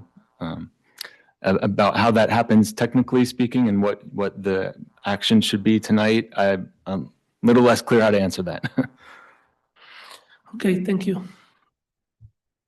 Thank you, Commissioner Segura. Next, we have Commissioner Shukla. Thank you. A lot of discussion. So I understand it's a great tool, it's very aspirational, and it's a wonderful job you have done, because I understand that we want to preserve certain commercial area, and this is a wonderful tool to use that against all SB 330, etc. And I think I like almost all the village master plan except number 5, because we have so much, so many neighbors have voiced their opinion. And also I think I'm thinking more and more that we are a cultural, Sunnyvale is like a city of various culture. And we are losing every mom and pop's store and everything. And can't we we step this aside, village number 5, and then find out a cultural heritage, something that we include that in our, like maybe council will listen to that and include that with the developer, when that lot is probably sold, maybe those businesses can be retained or something, because every time new development happens, there is some good store, mom and pop store or something which is unique to Sunnyvale. It goes away. So I think we know that these are the last things, and maybe we can just keep that number 5 separate. And also there is a little, people are talking about on the Maud Avenue that some Mexican, lot of stores are there. So I think I'm not saying that we don't update our plans and but the gentrification always displaces the smaller businesses. So my concern is that we can continue this, we can have the same master plan, but have somewhere some conditions or something which helps like number 5, because those neighborhood, that neighborhood likes the local businesses, and that is probably they won't be able to come back. They will be displaced and it'll be so expensive. So I think the whole Sunnyvale will become like this high income community place. So I don't know, maybe we can move this out from the master plan, I mean, I don't know, it's possible, or like, or make the whole lot as commercial there, and then retail is included, so no residential can come there, or something could be done. I don't know. I'm just asking, is that possible? Or Sure. Yeah. Good question. I don't know of a scenario or a way how that would be possible, primarily because this site is identified in the housing element as having a capacity for residential units. It's identified as it's in the housing element residential sites inventory. So it's in attachment 2 to the staff report, the resolution. There's Exhibit E that has a table that identifies all of the residential capacity that was accounted for in the housing element. And this is what I was referring to before when we were talking about clustering density in certain lots. We could put higher capacity on some sites if we want to preserve some sites for other sites in that same neighborhood for commercial only. The problem here is that this is one shopping center. It's one neighborhood that we're already clustering some of those numbers. We can't cluster them out of Village Center 5 because the housing element has an assumed capacity for units specifically in that neighborhood. 5 is counted in housing element? Yeah, The yeah. development number 5 Yeah. is counted? Yeah, all of the sites that have a Have been proposed mixed-use Then we have district. got approval of that. Oh, Yeah, we- yeah, and so our certification with the state is contingent upon being able to show that we have no net loss of those residential units across the entire Village Center plan, but also within the individual sites. I got it. So I understand that because we already have our housing element and that those all sites are counted into them. But is that like maybe the city can do like somehow they can be retained? You know, I mean, this is a very different approach, but maybe we can, you can suggest I will talk in council meeting, but is there a way that we can add? I know this today I'm talking about all new things because I think these are great plan, a proactive strategy for Sunnyvale, but at the same time we are losing certain things, and if we can include them when they develop that land, maybe they need to make sure that those 10 mixed use, those retail mom and pop, whatever, they need to bring them back in the same rent or something, you know, because I just think even for the first 3 years or something. So that way we don't displace them. And that is part of our job too. It's not just beautifying our city, retaining our, you know, our character. And so I don't know, I just think that if you can like bring that in comments but anyway, these are mine. But otherwise, I think it's a pretty good thing. It's a good plan, lot of work has gone into it. Like it makes sense, everything makes sense, except a couple of zoning next to but those are minor things. So I don't know, I like it. So whatever the issue, I don't know whether we have to approve anything. These are our comments, and maybe you can just bundle it up and send it to city council, because I don't think that is going to make much difference. That's what my feeling is, but you can decide and let us know. Commissioner Shukla, if I could respond briefly to that. You can certainly make recommendations that the council study something further, such as an retail displacement or retail anti-displacement program. But as Jeff said, that's really outside the scope of what we're doing. You know, we can't, through zoning standards, require a property owner to let a business come back after, you know, we don't control what businesses they lease to. I know. I mean, I know this is today, like my all questions are just like, because I realize the problems it creates, but yeah, I know that, but I just want to talk about it. So maybe our council is so good that maybe they'll come up with some other program or studies or something. But anyway, I'm here, whatever we need to do. So Right. Thank you though, very much. Thank you, Commissioner Shukla. Next, we have Commissioner Fragoni.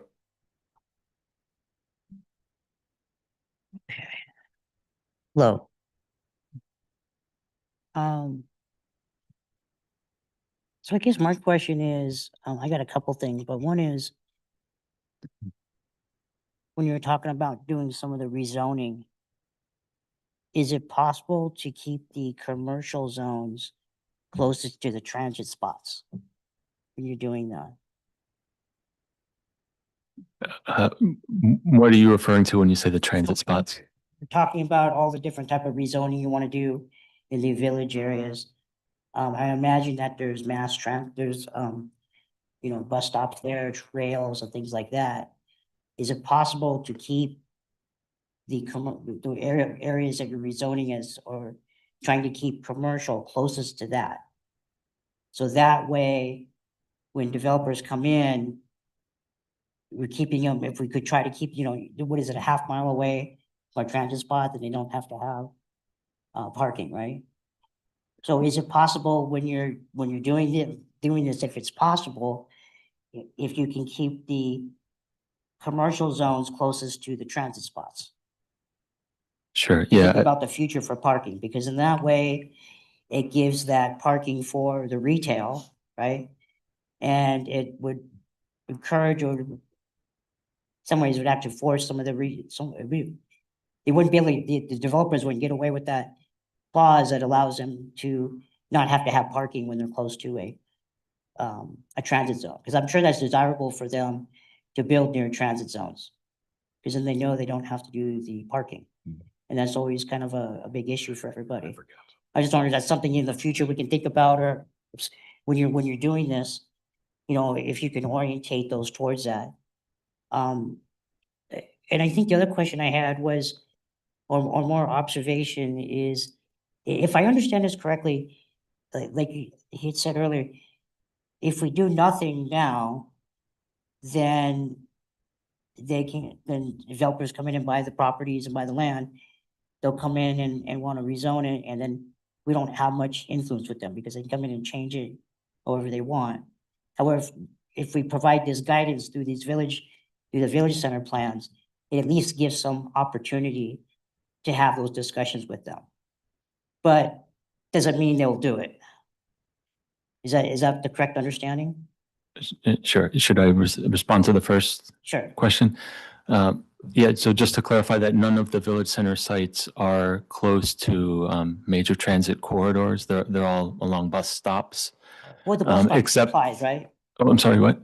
Doesn't a bus stop apply as that, if they're within a 500, half a mile of a bus stop? It's based on how frequently the bus service stops at those bus stops. And Okay, I didn't. in Sunnyvale, the Detail. I just thought it was if there's a bus stop there, no matter what. No, it's based on how frequently they stop. I think it's a 15-minute headway. And, Okay, that's good to know. Thank you. yeah, and so in Sunnyvale, it's really along along El Camino Real, apart from the train and light rail stations. So there is a light rail station right at the Village Center 7. That's the only one that's served by transit more than a bus stop.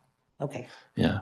So all those other properties, even if they have a bus stop nearby on a corner, it doesn't necessarily mean that they would get that exclusion on parking. That's right. They would not be subject to that state state law. Now, for the other question, can you remind me Just what? want to summarize what I understand. Just Oh, yeah, if we were to not do this, yeah. So, okay, I was going to say the same concerns that exist for Village Center 5 and 6, where we have the active applications. We could be in a similar situation anywhere on any of these Village Center sites if there's no plan adopted, because we would be in the same zoning situation we were when those applications were submitted to the city. We would have to consider potentially a proposal where it's mostly residential or a townhome style development replacing an existing shopping center. I want to be careful because they're what if scenarios. We don't know who's going to buy what property and want to do what. Will the market change, 3 years from now? Who knows? But Yeah, that's why I come back to what I said before. Our best guarantee is if the plan is adopted, we'll have these objective standards in place, and we'll have the LUT, land use designations discussion of the village center sites be in line with the zoning scheme that's in front of you now. Some sites reserved for commercial only, others will allow the residential mixed use. So from a developer's point of view, they might see that as a benefit because it sees the city has a plan, has a longer term vision of how everything's gonna connect and work. So they might be more willing to work with us on those proposals, as far as those standards. Yeah, well, I can't speak to what a developer thinks is beneficial. Yeah, I admit that way, but I mean, at least it's a little bit of, they're not coming into a situation where it's like, gee, if we're gonna build here, are we going to be able to grow with the rest of all the other, city infrastructure and things like that? And they see a plan, they see, okay, this actually looks good, there might be things they weren't thinking about when they got into this, and then they say, oh, wow, the city's got this way they want to use these properties, and actually, hey, maybe we never thought about that. Yeah, so I mean, the hope is that the new zoning will be, what's the word? Yeah, appealing to developers. It might not. There might be developers listening now who are, who think otherwise. I don't know, but Yeah. Okay, that's fair. And just a question for the city attorney. How bad is builder's remedy? It's bad. Okay, just asking, I mean, because I've been reading certain cities are possibly going into that in the county, but just wondering, is it bad based on what we've seen or based on what we've read? Is there actually use cases that shown how bad it is? It's very difficult to, it's very difficult for cities if there is a builder's remedy project and they follow all the correct, procedures. It's very hard for a city to deny those projects, almost impossible. Okay, so it's a risk that we just don't know where it's gonna go.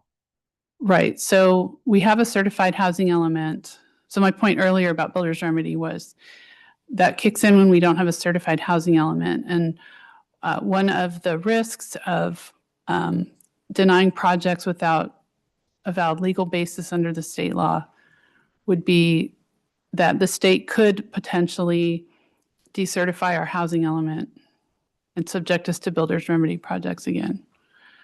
Okay. So that's a risk. That's why there was a question, well, why can't the city just deny these projects if we don't like them? Okay. And unfortunately, that discretion has been taken away by the state with the whole string of housing laws. There's been dozens and dozens of housing laws in the last few years, and they're all aimed at taking away discretion, local discretion. Okay. Yeah, and I guess just the only other observation I have is that there's a couple of similar properties like on I think it's Monroe and Lawrence, which is actually Santa Clara, I think, but maybe it is Sunnyvale. And there's some other areas that have similar designs where you have the housing, you have a little bit of retail down there. And but you can never park in there. Even if I'm a resident and I don't live in that village, I want to go shop there or buy something. So the concept of where I have a little bit of a hang up is when sometimes people are saying, well, that those commercial those retail properties are geared towards the residents in that area or in that village. I think that's a little, the word would be wrong to say, but maybe not discriminatory, but it kind of just it's not fair if you're a resident from a other side of town and I want to go eat there, but there's not much parking because that's how it was designed, because they were gearing it towards those residents or whatever. I think that's unfair, because is it expecting those businesses to drive all their revenue from that village is I think a risk, because that means all those people have to start a certain income level, and that all means they're not gonna get sick of eating that food or shopping there or whatever. They might go elsewhere. So having that perspective that the village, the residents of the village are gonna support those businesses 100%, or whatever it is, whatever that percentage is, I think is not fair to those businesses, because businesses want to grow and they need new customers all the time, not just existing, right? Because people move away or something happens and they change. So I think you're constricting the businesses when you do that. So I think we also need to think about these these villages. Why shouldn't other Sunnyvale residents go shop at them or go eat there or go get entertained there, not just those village residents? Because I think that's not letting those businesses grow. That's just one comment I have. But other than that, thank you. I mean, thanks for the long hours, the hard work on this. I can't imagine. I know you've been working on this for many years, so and there's been lots of good feedback, and I'm listening to the residents. There's a lot of good feedback we got tonight. It's very challenging to try to synthesize all that, but that's what we're trying to do. Thank you. Thank you, Commissioner Fagoni. Next, we have Commissioner Serrani. Thanks, Chair. I just had a quick question that I overlooked before. The retail incentive program, it just seems strange that a program that is strictly aimed at village centers is not in the Village Center Master Plan. Was there a reason to keep that separate? Yeah, well, it predates the master plan, but I think there's always the option that, well, once these two sites opt in or don't opt in to that program and redevelop, then it will no longer be applicable. And I would think if it needed to be appealed or repealed from the Muni Code, then it wouldn't require us amending the plan. That's maybe just a little bit more of a staff technical reason. But yeah, it doesn't apply to those two sites, I asked when we approved this why not apply it to all the sites? But because the retail is threatened everywhere. Having said that, I mean, maybe some of my fellow commissioners are proposing a motion, but if ideally, if I was proposing one, I would propose staff recommendation and, recommend that 5 and 6 be updated as if we did not have a 330 proposal, and roll in the retail incentive to include all the village centers. But my question is, would that potentially delay the availability of the master plan? My feeling is we want to get this approved as soon as possible. We're putting our thumb in the dike, and we need a lot more thumbs, but at least we're putting one thumb in if we pass this. So, are those the kind of thing that would could delay this?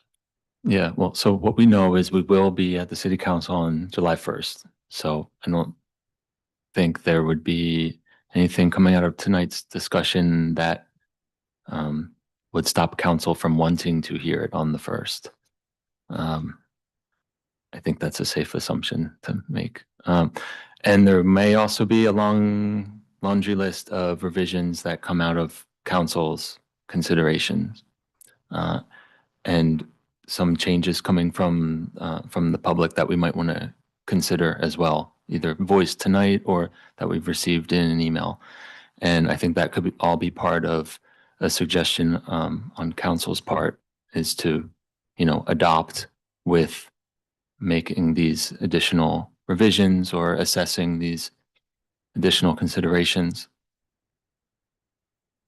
Okay, I think you're saying that if we added let's say an amendment that we update 5 and 6 as if we didn't have a proposal, and include the retail incentive in the plan for and expand it to all village centers, that nothing would need to be actually done before the council meeting. The council could just hear that as a suggestion, and if they directed staff to do that, then they could do it.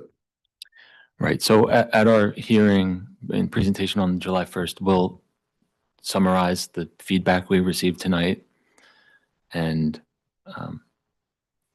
see what suggestions they make then, and they'll have the staff report and attachments and feedback from tonight as well. So they'll be able to weigh those and any considerations or changes you want to suggest. Okay. All right.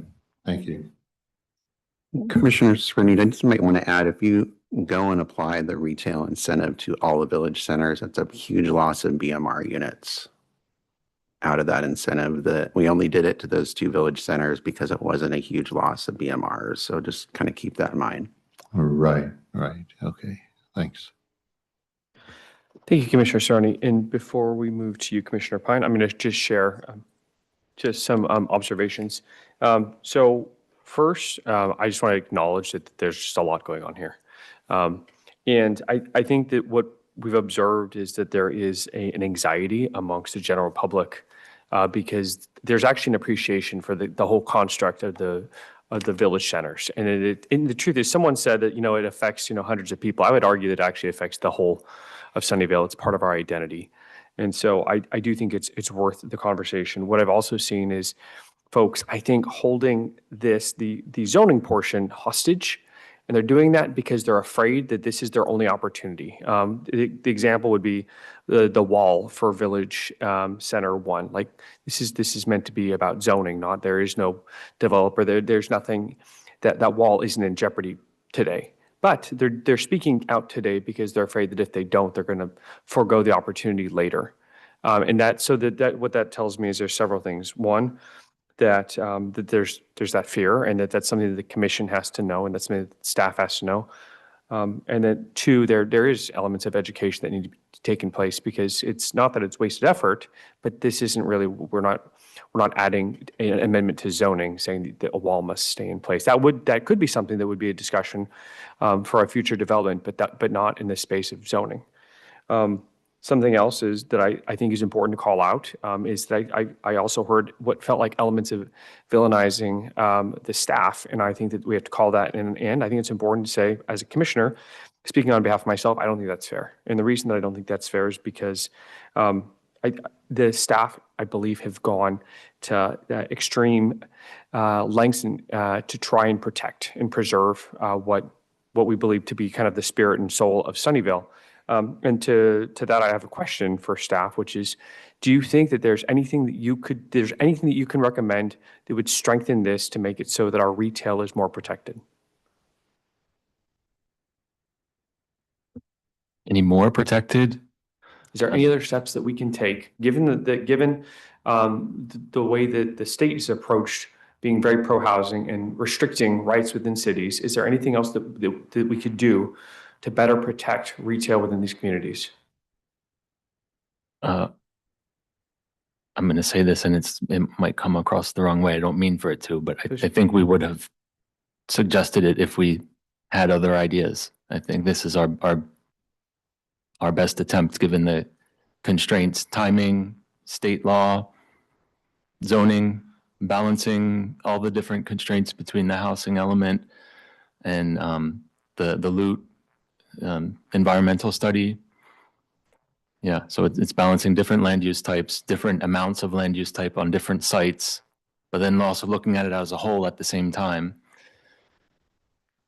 Yeah, so this is just the best attempt that we have given the outlook we have. Yeah, and I believe you. And I asked the question not knowing the answer, but believing that was going to be the answer, which is why I want to be supportive of this as well. To my fellow commissioners, specifically to Commissioner Cerrone, I agree with you with respect to, you have a very wise point about the fact that there have been other developers, projects who have expired. And so it does, to me, make a lot of sense to include 5 and 6.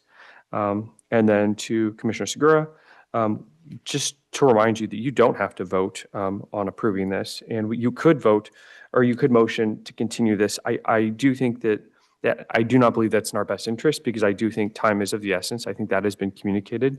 But just as a reminder that our hand is not forced in that space. Also, as a reminder, you could advocate with council members to present similar types of legislation that would protect businesses the way that we have with residents, with renters, where when a renter is removed from their home, that they're given certain rent back. So but that wouldn't come through the commission, but that could be something that you could advocate for separately. And then, well, fortunately, I think that's the extent of my points. I do appreciate the case that the staff has put together. I think it's thoughtful.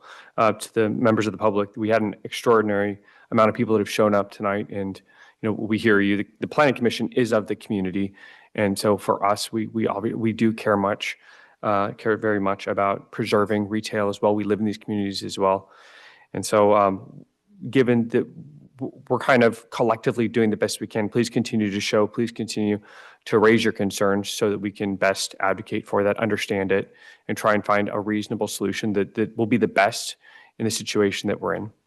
That is all I have. Commissioner Pine.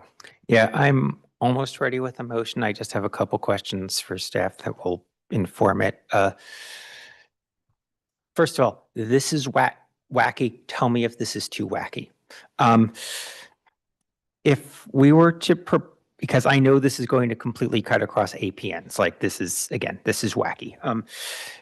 Would it be appropriate to propose essentially moving stuff around on Village Center 5 so the VCC was so the area was the same for each type of zoning, but the VCC was in the back of the lot and the VC and the mixed use was in the front of the lot? I'm just trying to map it onto where most of the existing retail is.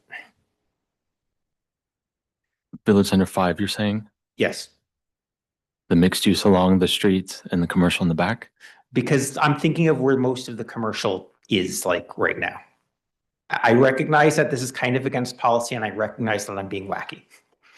So you feel free to tell me this is too wacky. I mean, we don't, crazier things have happened.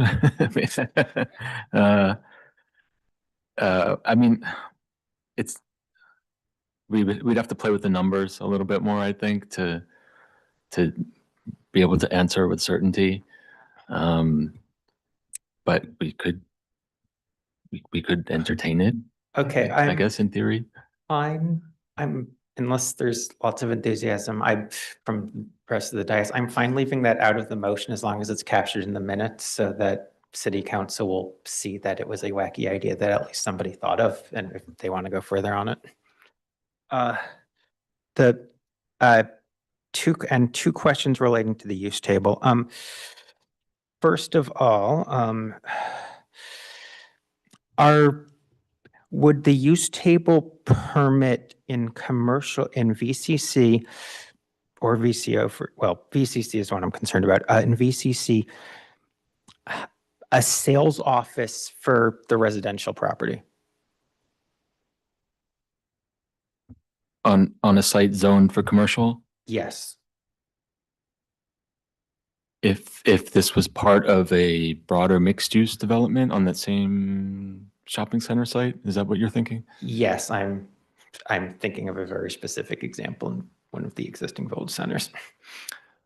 Well, Sean or George, maybe correct me if you disagree with me, but I would think that would be the level of detail that staff would try to be flexible with the developer about. Okay. If an application came in and suggested something like that. I mean, because ideally I would actually not want that as a permitted use in VCC on the grounds that that's supposed to be for neighborhood serving commercial uses. And I frankly don't think that's a very friendly neighborhood serving commercial use. That if that's too granular, I'm not going to insist on it, but. Commissioner Pine, are you referring to Fremont Corners? Yep. Yeah. So, I mean, that's allowed, I would say, just because that's a townhouse development. And once those townhouses are built, that sales office is going to go away. Typically if you have a mixed use project that's, apartment flats or something like that, there will be a leasing office in the building. That would be the typical situation. Yeah, and I'm fine with it being in the building. That makes sense. I'm Yeah. just trying to avoid being like, oh, we built a bunch of retail and the retail is A sales office. self-serving. Like, that's, but if we're not worried about that being a long-term problem, then I'm fine. Yeah, I'm fine. it'll go away at some Be point. careful about that. The other question, and I kind of foreshadowed this one earlier, but I'm now going to come back to it, is, was there just an explanation to, I'll just go in land use type in basically under 7 education, recreation, and place of assembly is where basically the bulk of all the no's are in the VCC that are there that are permitted for mixed use. That's page 59 of attachment 2 and is in other places in attachments 3 and 4. What was the explanation on that?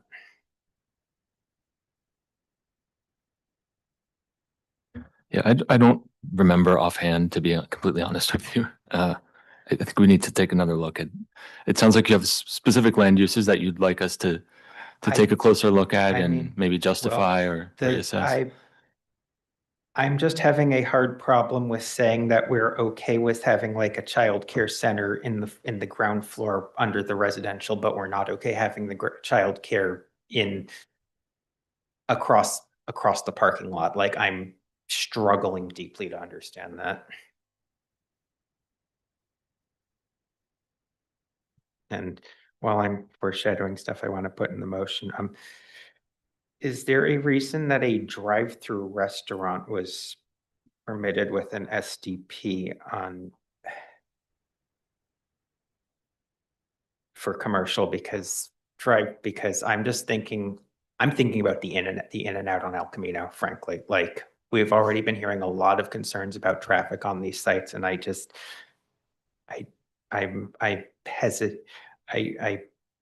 seeing that as a permitted use makes me really nervous. Yeah, partially to not exclude too many commercial land use types. Yeah, I mean, I agree. I don't want to get rid of restaurants, partly I guess what I'm going to ask here is, that does require a special development permit, which would usually come to us. And is there any scenario with like state housing law or whatever where we could be forced to approve a drive-through? If it was a residential restaurant drive-through, then we'd have to approve it. I'm just kidding. Okay, yeah. It'd be up to your discretion. Yeah, okay, yeah. If I'm okay, in that case, I'm fine leaving that there. I'm fine leaving it as an SDP.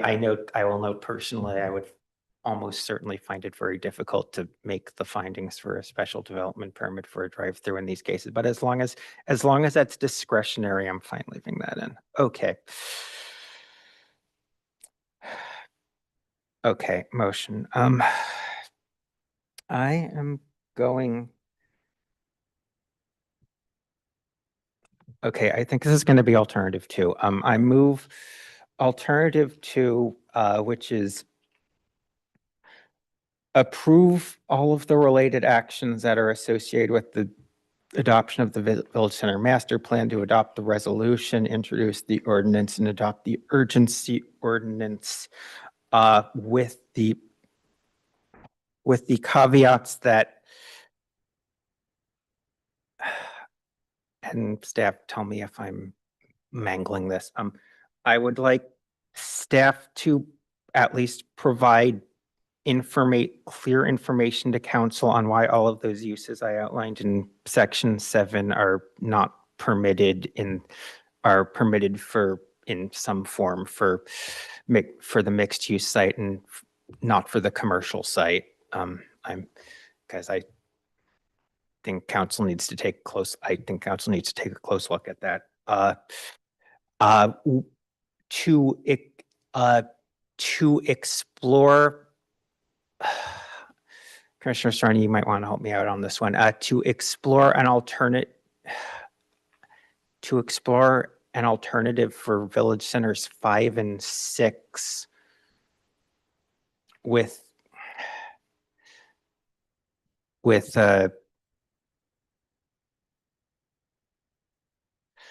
Alternative to village centers 5 and 6 that are not reflective of the current development plans. That's, somebody can yell at me if that's not sufficiently clear. That feels a little fuzzy to me, but,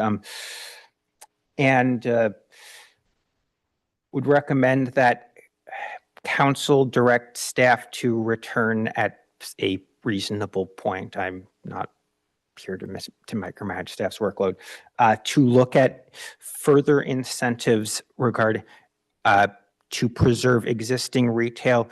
These could include various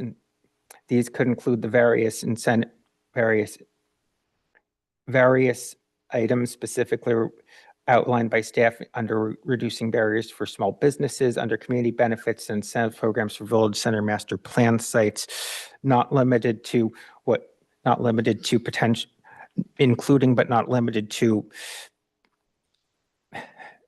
but not limited to options for providing a right of return to businesses temporarily, offering a first right of refusal for businesses that are displaced during development, and also looking at a potential density bonus incentives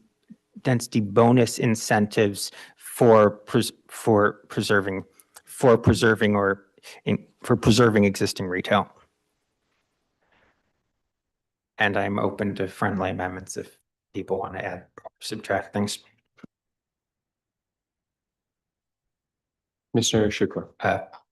I think I can second on that one. I mean, yeah, it's a long one, but you can make it. I would defer to. Make it simple, just make I it defer to simple. staff if they have thoughts.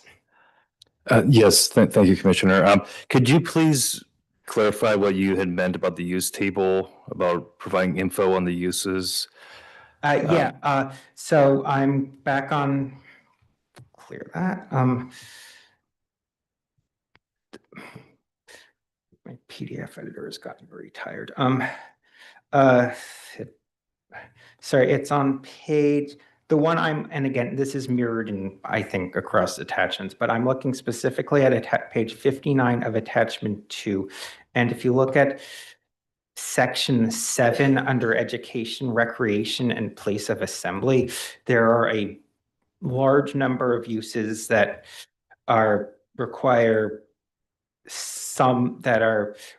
special development permit or a miscellaneous plan permit if they're in the village center mixed use, but they're just not straight out not permitted for village center commercial. And I think council would benefit from knowing specifically why that happened. Can I just say something? Commissioner Shukla. So this use. Commissioner Shukla.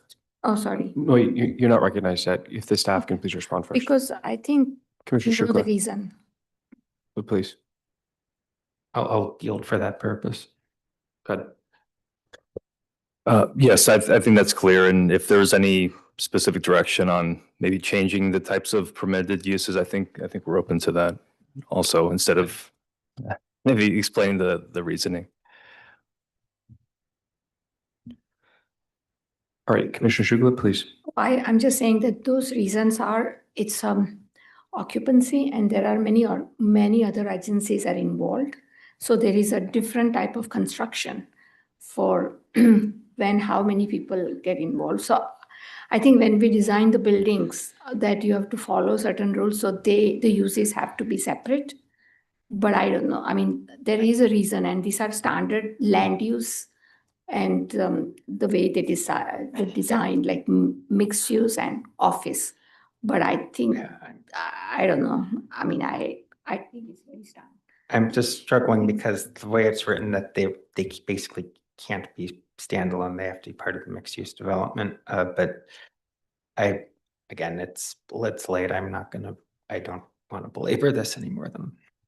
So Commissioner Pine, are you comfortable? Well, first off, actually, I think we need to probably, I'd like to speak, I'm prepared to speak to my motion. When it's appropriate. Okay, but before. I jump in.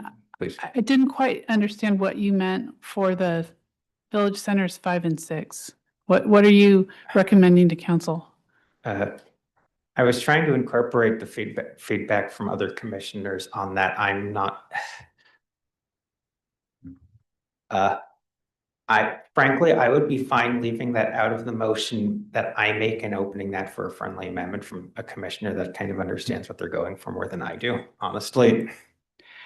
So the motion was already seconded, so. Yeah, Commissioner Are- Schuler.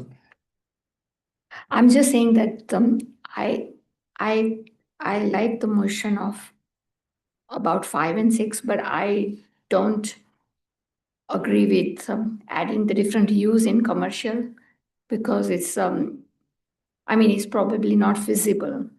But anyway, I think I'll go with it. I don't have any other friendly because it's you included in it. So thanks. So Commissioner Shukla, if you could clarify, I'm sorry, you seconded the motion, but then you said there's something you didn't agree with. So do you want to withdraw your second? So can you repeat again Can I? for the motion one more time? Sorry about it. Can you repeat one more time? Thanks. I seconded, but I just want to hear it. Okay. The stuff in alternative 1, I'd like recommend that council take a close look, staff provide reasoning for the commercial uses stuff in 7, that in section 7. I'd like the part I'd like to favor with a friendly amendment. I would prefer somebody else if they want to push for it, do the lifting on the phrasing, because I'm not entirely sold on it. But basically what I was hearing from fellow commissioners was basically a desire to take a look at zoning 5 and 6 based on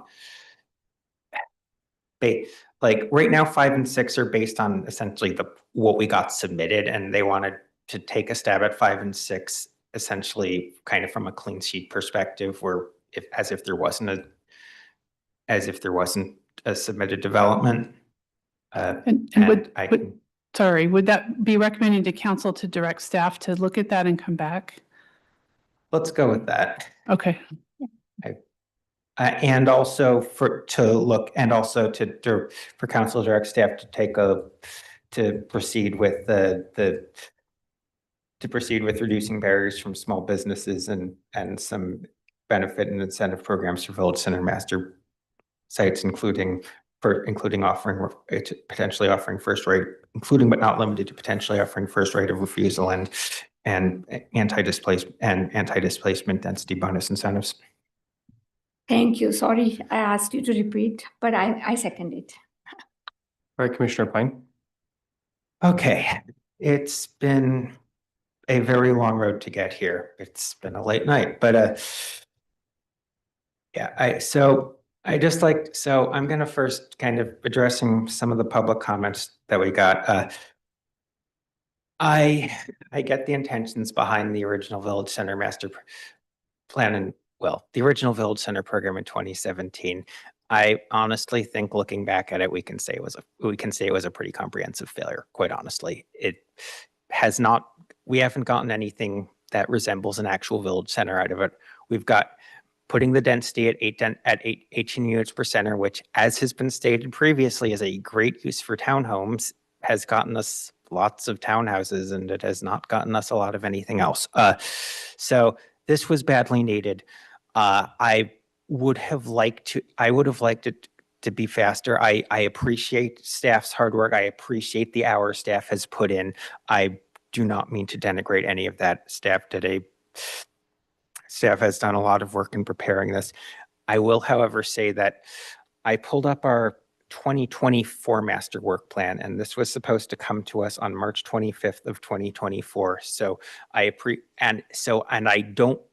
not saying staff wasn't working hard. I know that staff had a lot of stuff going on between the housing element, between all the projects, between the fact that they're on a limited budget and can only hire so many people, et cetera, et cetera. I'm not trying to kind of be accusatory here, but I do think that the fact that from kind of this side of the dais, this has been delayed for a while, and I have to agree with a lot of the comments we've heard tonight that if we had been able to get it, if we had been able to improve the village center process a couple years ago, we would be in a much better place. Like we had it, like kind of expanding on what a member of the public said. What I'm honestly, one of my biggest frustrations out tonight is that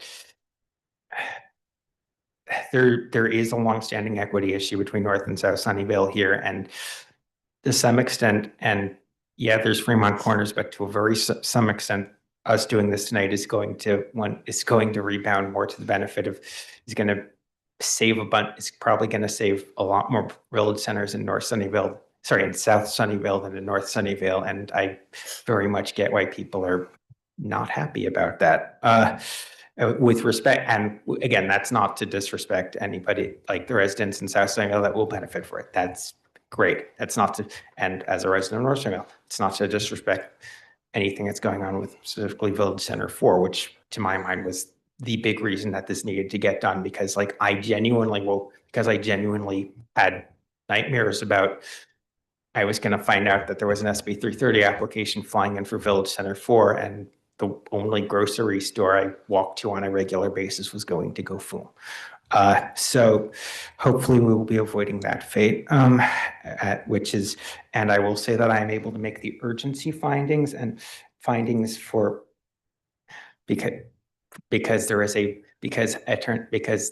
very clear health and safety issue for people not being able to walk to buy groceries. I am able to make the CEQA findings regarding the environmental impact update. We're not adding density or moving around the density. The specific traffic impact there. So if there are specific traffic impacts on a project that were not contemplated in the loop, then the appropriate time will be do that at the project. And there was a comment earlier about baselines. And again, this is an update of the loop, like at the 18 dense units per acre stuff, traffic impacts would all have been covered in the loop, properly covered in the loop EIR. So that's not before. So that's not before us tonight, essentially.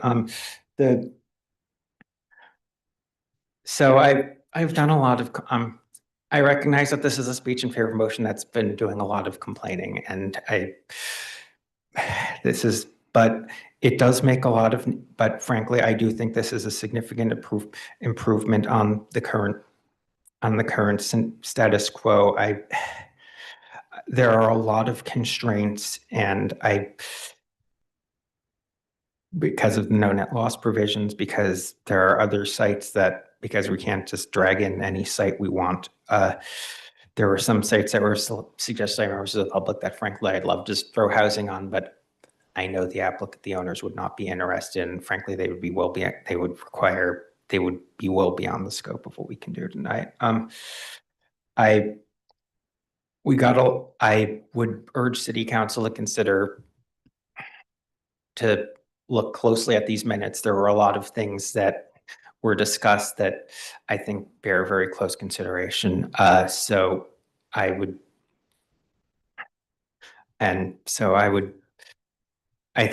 think to some extent we're closing the barn door after the horses have gotten out, but I think there are still enough horses in the barn that we're not that the door is worth closing, and that the door is worth closing. Thank you. And I see Planner Schroeder has his hand up. Yes, Chair, if I may. Commissioner Pine, can just to clarify, just to be crystal clear, for the last part of your motion where staff is to return at a reasonable time to preserve existing retail, reducing barriers for small businesses, possibly through density bonus, that's to mean after the plan is adopted, just so we can have time to I do not want the adoption of this ordinance to be delayed at all. Okay. Yeah, just to allow us time to actually come up with a program after the council adoption, and as fast as we can. I'm not trying to impose any deadlines here. I'm just basically, this is worth doing. It's not worth delaying the plan for. Thank you. All right, thank you. And Commissioner Shukla, to your second. Yeah, thank you. First of all, I really want to thank you, the staff and RCT, because it's The Sunnyvale is like now all developers are coming and building townhomes. The whole village center concept is like the density, high density, and people can walk there and enjoy, like have food or shop there. So the high density residence where you have a lot of people are living together, and these are the different centers all around the city. That's the whole vision was. And if we don't do that, then they are going to build the lot and make townhomes with parking lots, and it's going to be same like old Sunnyvale. And that's what is happening. So city is taking this proactive role, so we don't have same thing like lot of townhomes in the Sunnyvale, because they can sell those townhomes and make a lot of money.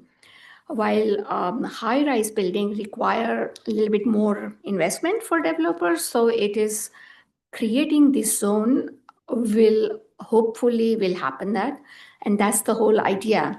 So that's why I'm suggesting this. And of course, we have a lot of concerns. Of course, the one major concern for me is our like low income group have there are a lot of businesses, so entrepreneurs. So we always respect the Sunnyvale is have all these IT entrepreneurs. We also have business entrepreneurs, and we need to respect them and support them. So I think I see them, they are all getting displaced. I go to Village Center 5 because I'm an art club member. I hang, those people are so supportive. We hang our paintings. Every week we go change coffee places. And it's like unique place. It's like you never get to experience certain different culture. So I think that we need to retain those. And when you have the new development is happening, even with the high density, they are all cafe. I mean, of course, we love boba coffee place, but we still need to respect the old places too, where halal meat is sold or whatever. So, I mean, so I think I like this addendum to that, but otherwise, I really think it's a lot of work has gone into it, and I appreciate all our residents and mainly the city staff, because it's a fabulous plan. So, and my fellow members, but thank you so much. So that's why I support it. Thank you, Commissioner Shukla. Next, we have Commissioner Saroni. Thanks, Chair. I will also be supporting the motion. And I hope this can all be implemented as soon as possible. I'm not sure we could find a single person in Sunnyvale who is happy with where we're at with this. Everything from the loot and many documents in between have made it crystal clear what we all want to see out of the village center. And we aren't getting it. We aren't getting anything close to that. So it's unfortunate, but this master plan is a step to preserve something. The most we can do under current law for our city, so that we're not all having to drive to neighboring cities to, if not neighboring states eventually, to get a cup of coffee or buy a shirt or something. So I appreciate all the work that's been done on this. It's very creative and probably the best we can do under the law. So I hope commissioners will support this and get it enacted as soon as possible, including of course, the urgency ordinance. Thank you very much, Commissioner Saroni. Seeing no other commissioner hands, I will be supporting this as well. I don't think this is good, but I think it's as great as we can get. And so sometimes that's what we have to support that. Recording officer, please conduct a vote.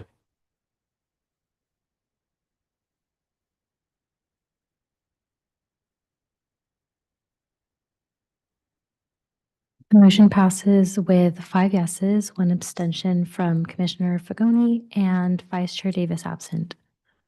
Thank you very much. And planning officer, what is the next steps for this project? It'll be going to City Council on July 1st. Thank you so much. All right, that moves us to non-agenda items and comments. Planning commissioners, any commissioners have any non-agenda items or comments? Commissioner Pine. Yeah, just a parliamentary question because I'm curious. If we went past 11:30, would we have been required to make a motion to continue with the agenda? Like city council does? That policy, I believe, only applies to council. That's funny.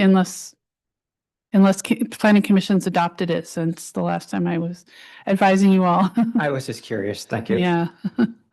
Thank you, Commissioner Pine. Okay, seeing no other Commissioner hands, only comment I have is just a reminder to everyone who's present that to abide by raising your hand. It's important for us to present to the general public that we are order and disciplined, and it's a much better look when we abide by our own policies. With that, staff, planning officer, do you have any non-agenda items or comments? Just two on July 1st, Village Center Master Plan, and then also the 781 South Wolf Road General Plan Amendment and Rezone will be there for consideration. All right, thank you. At this point, we will move to adjournment. I thank you so much for participation tonight, and I happily adjourn this meeting at 11:20 p.m.